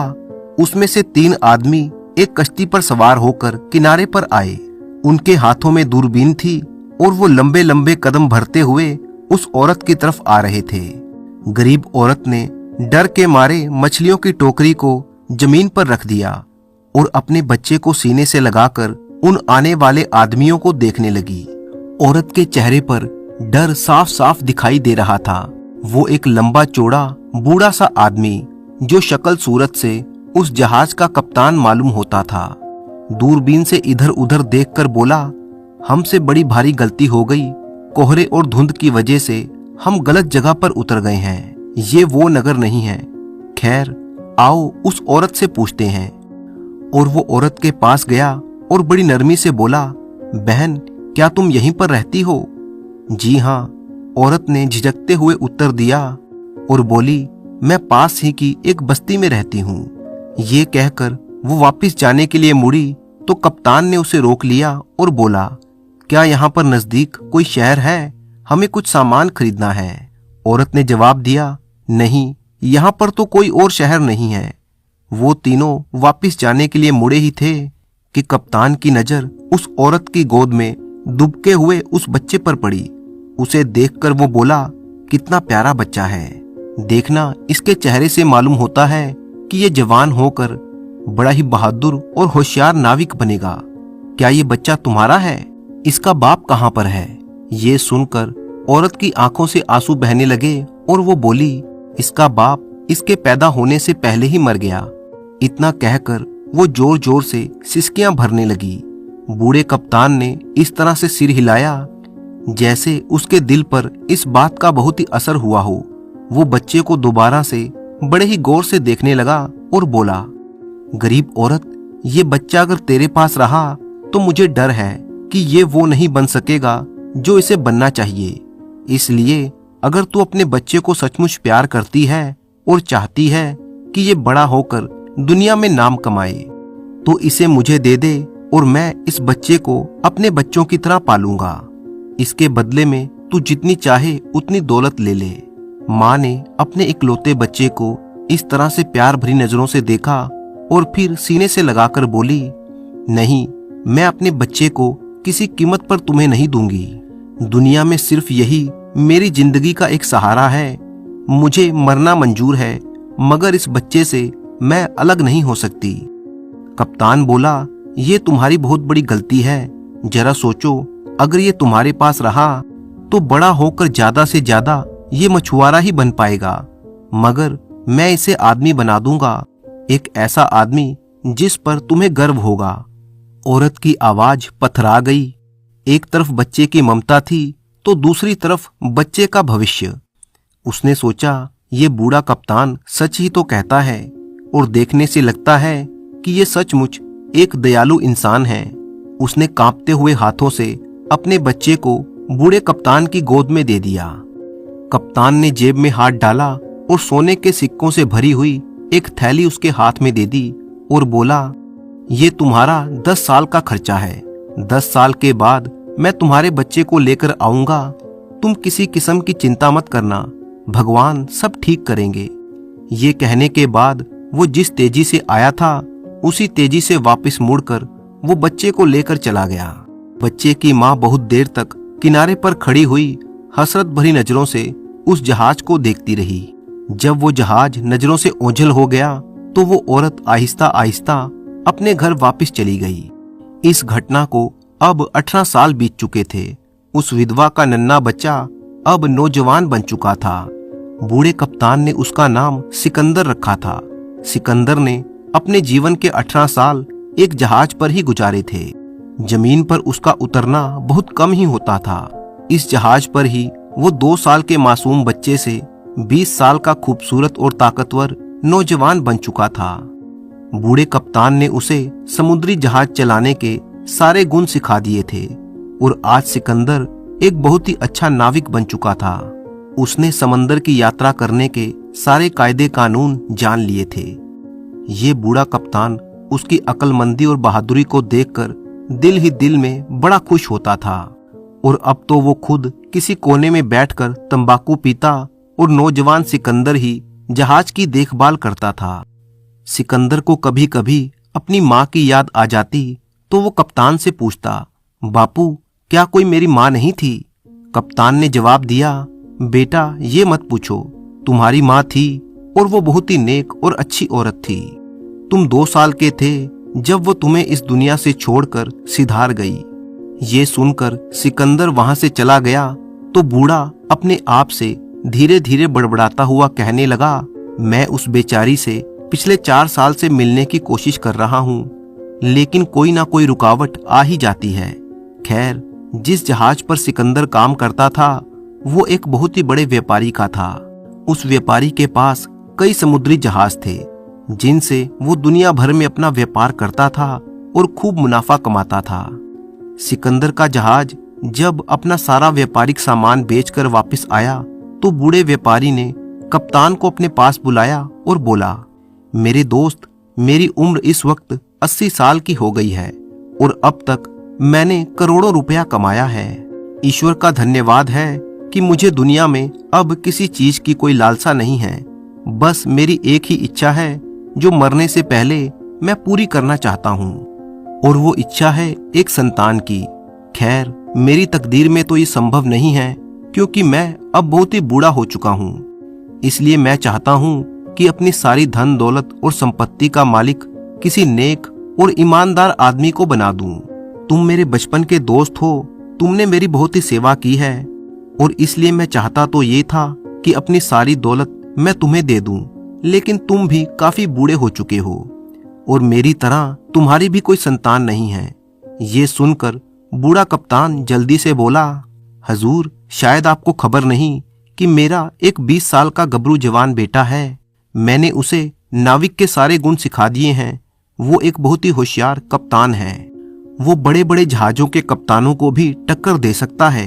बड़ा ही लायक और होनहार बेटा है मेरा। अच्छा, व्यापारी बड़ी हैरानी से बोला, मगर तुमने तो मुझे कभी बताया नहीं कि तुम्हारे कोई औलाद भी है। कप्तान बोला, मेरे ख्याल में ये बात आई ही नहीं। मुझे लगा कि ये बात ऐसी नहीं कि मैं आपको बता सकूं। आपको भला मेरे निजी जीवन में क्या दिलचस्पी हो सकती है? व्यापारी ने कहा, क्यों नहीं हो सकती? तुम फौरन अपने लड़के को मेरे पास लाओ। कप्तान खुश होकर दौड़ा और जहाज पर गया। जल्दी से सिकंदर को अपने साथ लेकर वो वापस आया। बूढ़े व्यापारी ने बड़ी हैरत भरी नजरों से सिकंदर को देखा और मुस्कुराते हुए बोला, बहुत खूब नौजवान, तुम मेरे साथ रहना पसंद करोगे? मैं अपनी सारी दौलत और अपनी जायदाद तुम्हारे नाम कर दूंगा। तुम मेरे बेटे कहलाओगे। सिकंदर ने थोड़ी देर सोचा और फिर बोला, हजूर, मैं बचपन से ही समंदर में रहा हूँ। समंदर की मौजें और थपेड़े खाकर ही मैंने होश संभाला है, मगर क्योंकि आपकी मर्जी है मुझे अपने साथ रखने की, इसलिए मुझे इस बात पर कोई आपत्ति नहीं है। मैं आपकी सेवा करूंगा। और फिर उस दिन के बाद सिकंदर उस बूढ़े व्यापारी का बेटा बनकर रहने लगा। व्यापारी के पास बहुत सारे माल गोदाम थे जिनमें बहुत सा व्यापारिक माल रखा जाता था। व्यापारी ने सारे माल गोदामों का काम सिकंदर को सौंप दिया। थोड़े ही दिनों में अपनी मेहनत और ईमानदारी से सिकंदर ने इतना अच्छा इंतजाम कर लिया कि व्यापारी के माल की बिक्री बढ़ने लगी। दूर दूर से व्यापारी उसका माल खरीदने के लिए आने लगे। सबकी मांग को पूरा करना बड़ा ही मुश्किल हो रहा था। बिक्री इतनी ज्यादा हुई कि सारे गोदाम खाली हो गए और जहाज अभी तक माल लेकर वापस नहीं आए थे। ये देखकर सिकंदर ने व्यापारी से कहा, अगर आप मुझे अनुमति दें तो मैं 2-3 जहाज लेकर खुद जाऊं और जितनी जल्दी हो सके माल लेकर वापस आ जाऊंगा। क्योंकि अगर थोड़े दिनों में हमें माल ना मिला तो हमें व्यापार में बहुत ज्यादा नुकसान झेलना पड़ सकता है। बूढ़ा व्यापारी दिल से तो नहीं चाहता था कि सिकंदर उसे छोड़कर जाए, मगर उसने उसे जाने की इजाजत दे दी। सिकंदर जहाज लेकर रवाना हो गया। उसके साथ 2 जहाज और थे। अब उसके हाथों में 3 जहाजों की बागडोर थी। समंदर की लहरों को चीरता हुआ वो अपनी यात्रा पर निकल पड़ा कि अचानक तूफान आ गया। तूफान इतना खतरनाक था कि समंदर में 30-30, 40-40 फुट ऊंची लहरें उठने लगी। पानी के जहाज कागज की नाव की तरह डोलने लगे। बहादुर सिकंदर ने अपना होश संभाला। इससे पहले भी वो सैकड़ों तूफान देख चुका था, मगर उस समय उसकी निगरानी में सिर्फ एक ही जहाज होता था और आज उसके हाथों में 3-3 जहाजों की कमान थी। कभी वो एक जहाज को इशारे से हिदायत देता तो कभी दूसरे जहाज को। हर पल तूफान बढ़ता ही जा रहा था और चारों तरफ अफरा तफरी सी फैल गई। तीनों जहाज एक दूसरे से अलग हो गए। जिस तरफ समंदर की लहरें उन्हें ले गई वो उस तरफ बह गई और फिर सिकंदर अपने बिछड़े हुए जहाजों को दूरबीन से देखने की कोशिश करने लगा, मगर उसे समंदर की ऊंची ऊंची लहरों के सिवा कुछ और दिखाई नहीं दिया। रात भर उसका जहाज समंदर में हिचकोले खाता रहा। सुबह जब तूफान थम गया तो उसे एक द्वीप नजर आया। उसने मल्लाहों को वहीं पर लंगर डालने का आदेश दिया ताकि जान सके कि वो कहां पर है और उनकी मंजिल यहां से कितनी दूर है। जहाज को किनारे से कुछ दूर खड़ा करने के बाद अपने कुछ साथियों के साथ एक कश्ती में बैठकर किनारे पर आ गया। किनारे पर पहुंचते ही उसने देखा कि 2 आदमी एक लाश को बुरी तरह से पीट रहे थे। एक आदमी उसके सिर पर जूते मार रहा था। ये देखकर सिकंदर बहुत ही दुखी हुआ। वो जल्दी से उन लोगों के पास गया और डांट कर बोला, इस लाश को तुम इतनी बेदर्दी से क्यों मार रहे हो? क्या तुम्हें ईश्वर से डर नहीं लगता? उनमें से एक आदमी आंखें निकालता हुआ बोला, तुम बीच में दखल देने वाले कौन हो? ये हमारा कर्जदार था। 5 साल पहले इसने मुझसे 50 सोने के सिक्के लिए थे और अब कर्ज दिए बगैर ही ये मर गया। अब हम इसकी लाश को मारकर अपने दिल को ठंडा कर रहे हैं। ये कहकर उन्होंने फिर से लाश को पीटना शुरू कर दिया। सिकंदर ने कहा, ठहरो, ये लो अपनी 50 सोने की मोहरें और इसे छोड़ दो। अपनी जेब में से उसने 50 मोहरें निकाली और उन लोगों के सामने फेंक दी और फिर अपने साथियों की सहायता से उसने एक चिता तैयार की और उस लाश का अंतिम संस्कार कर दिया। अपने साथियों से वो कहने लगा, ये तो बड़ी अजीबोगरीब जगह है। क्या तुम यहाँ पर पहले कभी आए हो? उनमें से एक बोला, नहीं, मैं तो यहाँ कभी नहीं आया, लेकिन सुना है कि पश्चिम की तरफ एक द्वीप है जिसका नाम जांगर है। कहीं ये वही द्वीप तो नहीं है? और फिर वे सभी आगे की तरफ बढ़ने लगे। कुछ दूर चलने के बाद एक बस्ती में पहुंचे जहां पर एक मैदान में बहुत से लोग जमा थे। उनके बीच में एक बहुत बड़ा सा अलाव जल रहा था। अलाव के पास एक बहुत ही सुंदर लड़की रस्सियों से बंधी हुई पड़ी थी। ऐसा मालूम होता था जैसे ये लोग उसे आग में जलाने की तैयारी कर रहे थे। सिकंदर भीड़ को चीरता हुआ आगे बढ़ा और बोला, ये सब क्या मामला है? तुम इस लड़की को आग में क्यों झोंक रहे हो? एक बूढ़ा आदमी जो उन लोगों का सरदार मालूम होता था वो आगे बढ़ा और गरज कर बोला, तुम पूछने वाले कौन हो? हमारे राजा का आदेश है कि इस औरत को जिंदा जला दिया जाए।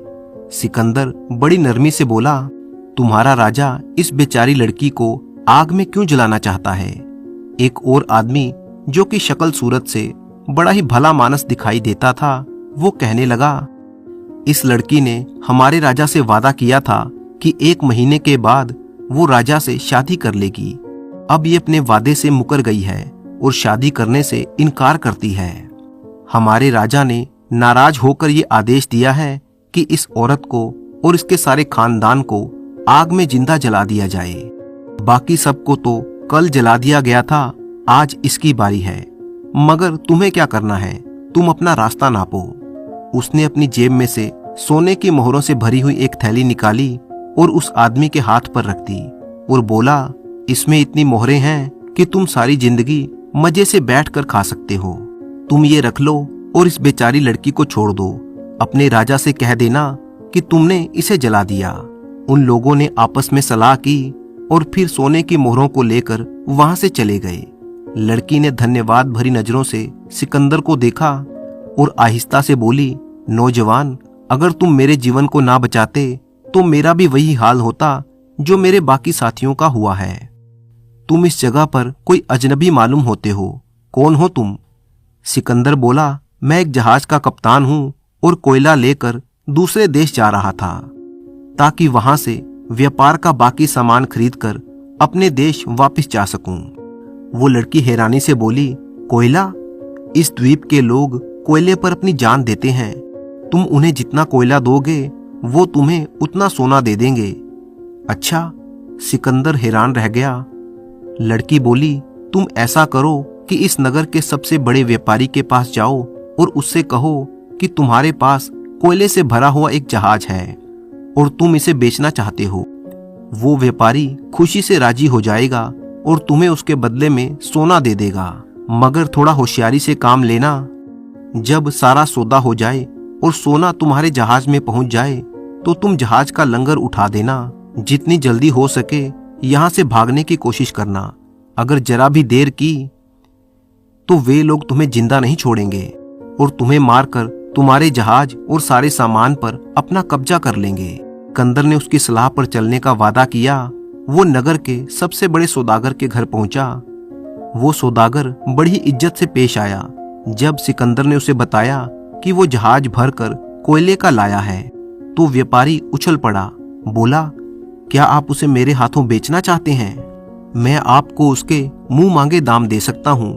आज ही सौदा हो जाए तो अच्छा है। सिकंदर ने उसे कोयले के बराबर सोना मांगा। व्यापारी पहले तो हिचकिचाया मगर फिर वो राजी हो गया। सिकंदर बोला, सोना कल सुबह 6 बजे मेरे जहाज में पहुंच जाना चाहिए और मैं तुम्हारा कोयला किनारे पर ही डाल दूंगा। ये कहकर सिकंदर वहां से चला गया। जब सिकंदर वापस आया तो वो लड़की उसका इंतजार कर रही थी।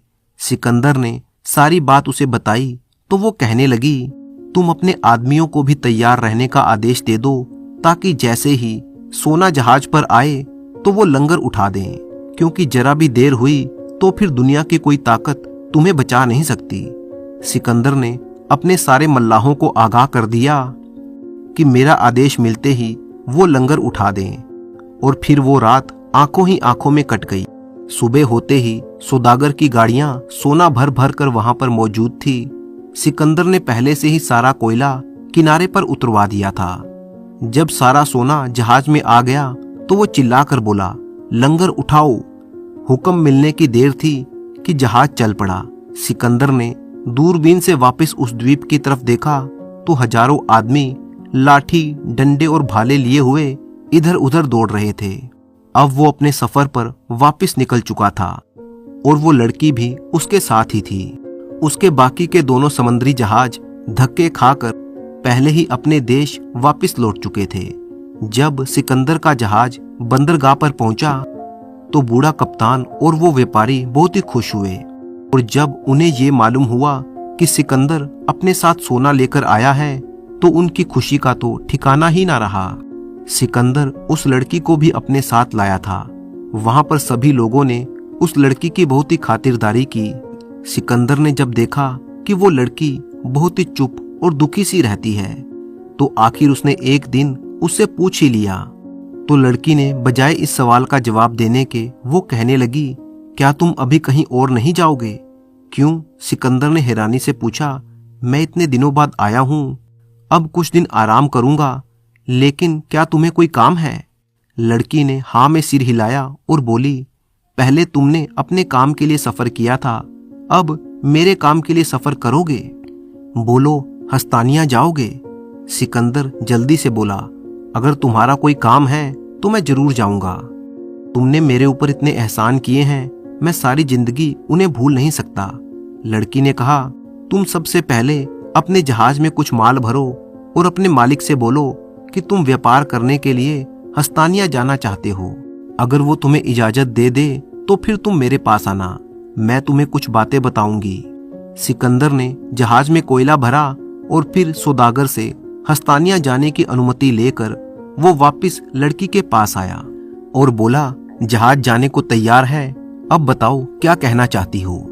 उस लड़की ने अपना एक रुमाल निकाला और सिकंदर को दिया और फिर कहा, जब तुम हस्तानिया जाओगे तो पूर्णिमा के दिन इस रुमाल को अपनी बाजू पर लपेट लेना और वहां के सबसे बड़े मंदिर में जाना। ये अंगूठी और ये किताब भी ले लो। इस अंगूठी को अपनी उंगली में पहन लेना और वहीं बैठकर इस किताब को पढ़ना शुरू कर देना। वहां पर शहर के बड़े बड़े लोगों के साथ राजा और रानी भी उस दिन भगवान के दर्शन करने और प्रार्थना करने के लिए आएंगे। तुम्हें देखकर वो तुम्हारे पास आएंगे और तुमसे बात करने की कोशिश करेंगे। तुम चुपचाप वहां से उठकर चले जाना और फिर इंतजार करना कि क्या होता है। सिकंदर ने उस लड़की की बताई हुई सारी बातें बड़ी ध्यान से सुनी और फिर जहाज में सवार होकर वो हस्तानिया की तरफ चल दिया। 3 हफ्तों के बाद वो हस्तानिया पहुंचा और एक सराय में रुका। पूर्णिमा का दिन था। उसने उस लड़की का दिया हुआ रुमाल अपनी बाजू पर लपेटा और नगर के सबसे बड़े मंदिर में जा पहुंचा। उस मंदिर में उस समय नगर के बड़े बड़े व्यापारी, अमीर आदमी और सेठ आए हुए थे। सिकंदर भी ठीक समय पर वहां पर पहुंच गया और सबसे आगे जाकर वो बैठ गया। थोड़ी ही देर के बाद वहां पर उस नगर के राजा और रानी भी आ गए। सभी लोग वहां पर बैठकर प्रार्थना करने लगे। सिकंदर ने जल्दी से उस लड़की की दी हुई किताब अपनी जेब से निकाली और उसे पढ़ना शुरू कर दिया। उस पर वो उंगलियां भी फिरा रहा था, जिससे कि उस लड़की की दी हुई अंगूठी भी साफ साफ नजर आ रही थी।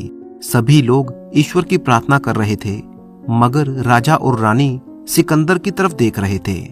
देखते देखते रानी की आंखों में आंसुओं की झड़ी लग गई और वो हिचकियां लेकर रोने लगी। सिकंदर उसे रोता हुआ देखकर एकदम मंदिर से बाहर निकल गया और अपनी सराय में चला गया। थोड़ी देर के बाद 2 सिपाही वहां पर आए और सिकंदर से कहने लगे कि हमारे महाराज ने आपको याद किया है। सिकंदर ने कहा, मैं शाम को हाजिर हो जाऊंगा। और शाम को जब वो शाही महल में पहुंचा तब राजा और रानी उसका इंतजार कर रहे थे। उसे देखते ही वो दोनों खड़े हो गए। राजा ने कहा कि तुम हमारे मेहमान हो और आज शाम का खाना तुम हमारे साथ ही खाओगे। सिकंदर बोला, महाराज, मेरी क्या मजाल कि मैं आपसे इनकार कर सकूं। और फिर राजा उसका हाथ पकड़कर उसे दूसरे कमरे में ले गया। वे तीनों बैठकर खाना खाने लगे। तब महारानी उससे कहने लगी, नौजवान, मैं तुमसे एक बात पूछती हूँ, सच सच बताओगे? क्या ये अंगूठी और तुम्हारी बाजू पर लिपटा हुआ ये रुमाल और ये किताब तुम्हें किसी लड़की ने दी है? सिकंदर ने कहा, आपने बिल्कुल ठीक कहा रानी साहिबा। ये सुनते ही रानी की आंखों में आंसू आ गए। वो कहने लगी, मेरा दिल कहता है कि वो लड़की मेरी बेटी है। सिकंदर बोला, मैंने उसे एक अजीबोगरीब द्वीप पर देखा था और उसे ऐसे खूंखार लोगों से बचाकर लाया था जो उसे आग में जलाना चाहते थे। लेकिन अब वो मेरे शहर में है और मेरे पिता के साथ आराम से रह रही है। रानी पूछने लगी, क्या उसके साथ कुछ और आदमी भी थे? सिकंदर ने कहा, नहीं, वो कहती थी कि उसके माँ बाप को उन खूंखार लोगों ने जिंदा जला दिया था। रानी बोली, वो उसके माँ बाप नहीं बल्कि नौकर थे। वो जरूर हमारी बच्ची है। अब रानी की आवाज भर्रा गई थी और वो फूट फूट कर रोने लगी। सिकंदर ने उसे दिलासा दिया और कहने लगा, मगर वो आपसे अलग कैसे हुई? महारानी हिचकियां लेते हुए बोली, 5 साल पहले जब हम एक समुद्री जहाज में बैठकर किसी दूसरे देश में जा रहे थे कि तभी समंदर के बीचों बीच समुद्री लुटेरों ने हम पर हमला कर दिया था। उन्होंने हमारा सारा सामान लूट लिया और कुछ नौकरों और हमारी बेटी को भी उठाकर ले गए। हम तो जैसे तैसे जिंदा बच गए। तब से लेकर आज तक हमारी बेटी का हमें पता नहीं। तुम्हारे पास जो चीजें हैं वो उसी की हैं। इससे मालूम होता है कि वो लड़की हमारी बेटी है। इतना कहकर महारानी ने एक गहरी सांस ली और बोली, नौजवान, तुम फौरन वापस जाओ, राजकुमारी को लेकर आओ। मैं तुमसे वादा करती हूँ कि तुम्हारे साथ उसकी शादी करवा दूंगी। सिकंदर बोला, आपका बहुत बहुत धन्यवाद रानी साहिबा, लेकिन मैंने जो काम किया है वो किसी लालच में आकर नहीं किया। ये तो मेरा फर्ज था। आप एक जहाज को मेरे साथ भेजिए, मैं आपकी राजकुमारी को आपको वापस कर दूंगा। दूसरी तरफ राजा के एक मंत्री को जब इस बात की खबर हुई कि एक अनजान आदमी उसके राज्य की राजकुमारी से शादी करने वाला है, तो उसे बड़ा ही गुस्सा आया, क्योंकि असल में वो खुद राजकुमारी से शादी करने के सपने देख रहा था। उसने सिकंदर को मारने की योजना बना ली। वो जहाज जो सिकंदर के साथ जा रहा था, मंत्री ने उसके कप्तान को बहुत सी रिश्वत दी और इस बात पर राजी कर लिया कि वो मौका मिलते ही सिकंदर का काम तमाम कर देगा।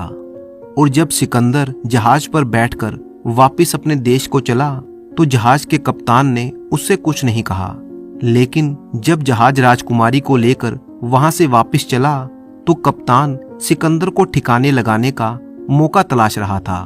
एक दिन सुबह के समय जब सिकंदर जहाज पर टहल रहा था और दूरबीन लगाकर देख रहा था, तो कुछ ही फासले पर उसे एक बहुत ही सुंदर द्वीप नजर आया। समंदर बहुत ही शांत था। सिकंदर ने कप्तान को आदेश दिया कि वो जहाज को रोक ले, मैं उस द्वीप को देखना चाहता हूँ। ये सुनकर कप्तान की आंखें खुशी के मारे चमक उठी। वो तो किसी ऐसे ही मौके की तलाश में था। द्वीप के किनारे से कुछ ही दूर जहाज को रोक लिया गया और फिर सिकंदर अपनी कश्ती में बैठकर उस शांत द्वीप में पहुंच गया। उसके वहां पर पहुंचते ही जहाज के कप्तान ने जहाज का लंगर उठा लिया और जहाज राजकुमारी को लेकर वापस चल दिया। जहाज के अंदर बैठी हुई राजकुमारी इन सब बातों से बेखबर थी। वो रात होने तक सिकंदर का इंतजार करती रही तो कप्तान ने उसे ये कहकर तसल्ली दी कि वो दूसरे जहाज में आ रहा है। राजकुमारी का जहाज उसके राज्य की बंदरगाह पर पहुंचा तो राजा और रानी वहां पर पहले से ही मौजूद थे। सिकंदर से अलग होने के दुख में राजकुमारी का रो रो कर बुरा हाल था। जब राजा को इस बारे में पता चला कि सिकंदर लापता है तो उसे भी बहुत दुख हुआ। उसने कप्तान से पूछा तो कप्तान ने उसे एक मनगढ़ंत सी कहानी सुना दी, जिस पर सभी ने विश्वास कर लिया। इधर सिकंदर उस सुनसान द्वीप पर ठोकरें खाता फिर रहा था। थोड़ी देर तक वो इधर उधर घूमकर जब वापस किनारे पर आया तो जहाज का दूर दूर तक कोई पता नहीं था। दुखी होकर वो किनारे पर ही बैठ गया। इस तरह से 1 महीना बीत गया। सिकंदर सुबह से लेकर शाम तक किनारे पर ही बैठा रहता।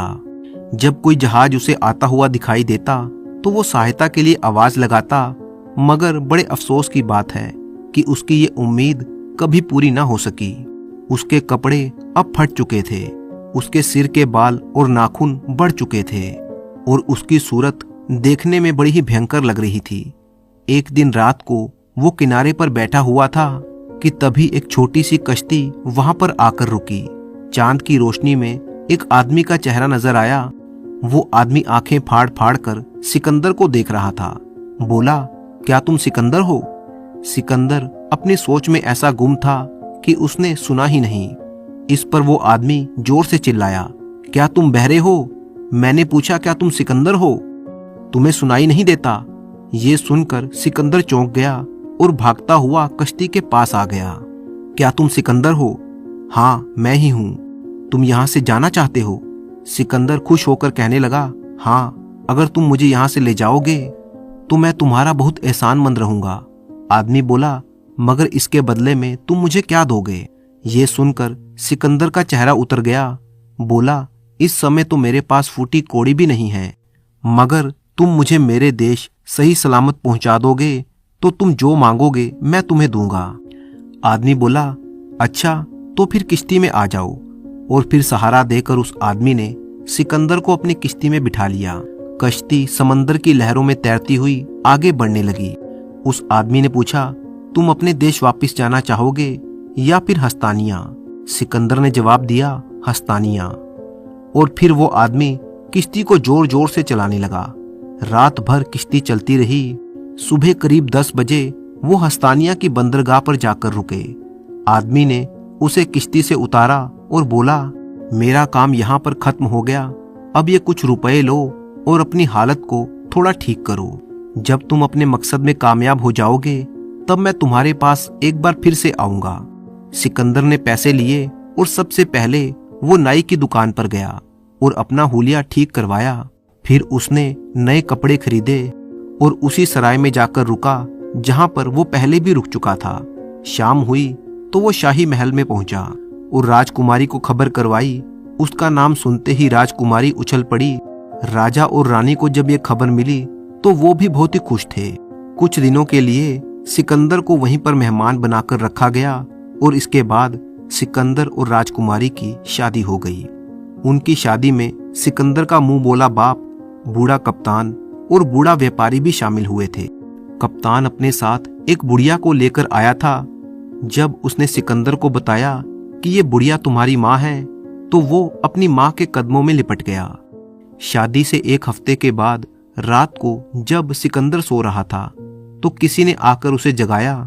सिकंदर आंखें मलता हुआ उठा तो देखता क्या है कि उसके सामने वही आदमी खड़ा था जो कश्ती में सवार होकर उसे हस्तानिया लाया था। वो बोला, सिकंदर, क्या तुम्हें अपना वायदा याद है? सिकंदर ने मुस्कुराकर जवाब दिया, हाँ बिल्कुल याद है। बताओ कि तुम क्या चाहते हो, तुम जो मांगोगे मैं वही दूंगा। उस आदमी ने एक ठंडी सांस भरी और बोला, मैं सिर्फ इतना ही चाहता हूं कि तुम इस दुनिया में फूलो फलो और हमेशा खुश रहो। क्या तुम्हें याद है कि एक बार तुमने कुछ वहशी लोगों के हाथ से एक गरीब कर्जदार की लाश बचाई थी और फिर उसका अंतिम संस्कार किया था? सिकंदर ने जवाब दिया, हाँ बिल्कुल याद है। वो आदमी बोला, मैं उसी की आत्मा हूं। इतना कहकर वो आदमी वहां से गायब हो गया। इस घटना के बाद कुछ दिन तक सिकंदर राजकुमारी के साथ उसके महल में रहा और फिर वो वापस अपनी दुल्हन को लेकर अपने देश लौट गया। उसके साथ बूढ़ा कप्तान, बूढ़ा व्यापारी और उसकी बूढ़ी माँ भी थी और अब वे सभी एक परिवार की तरह रहने लगे।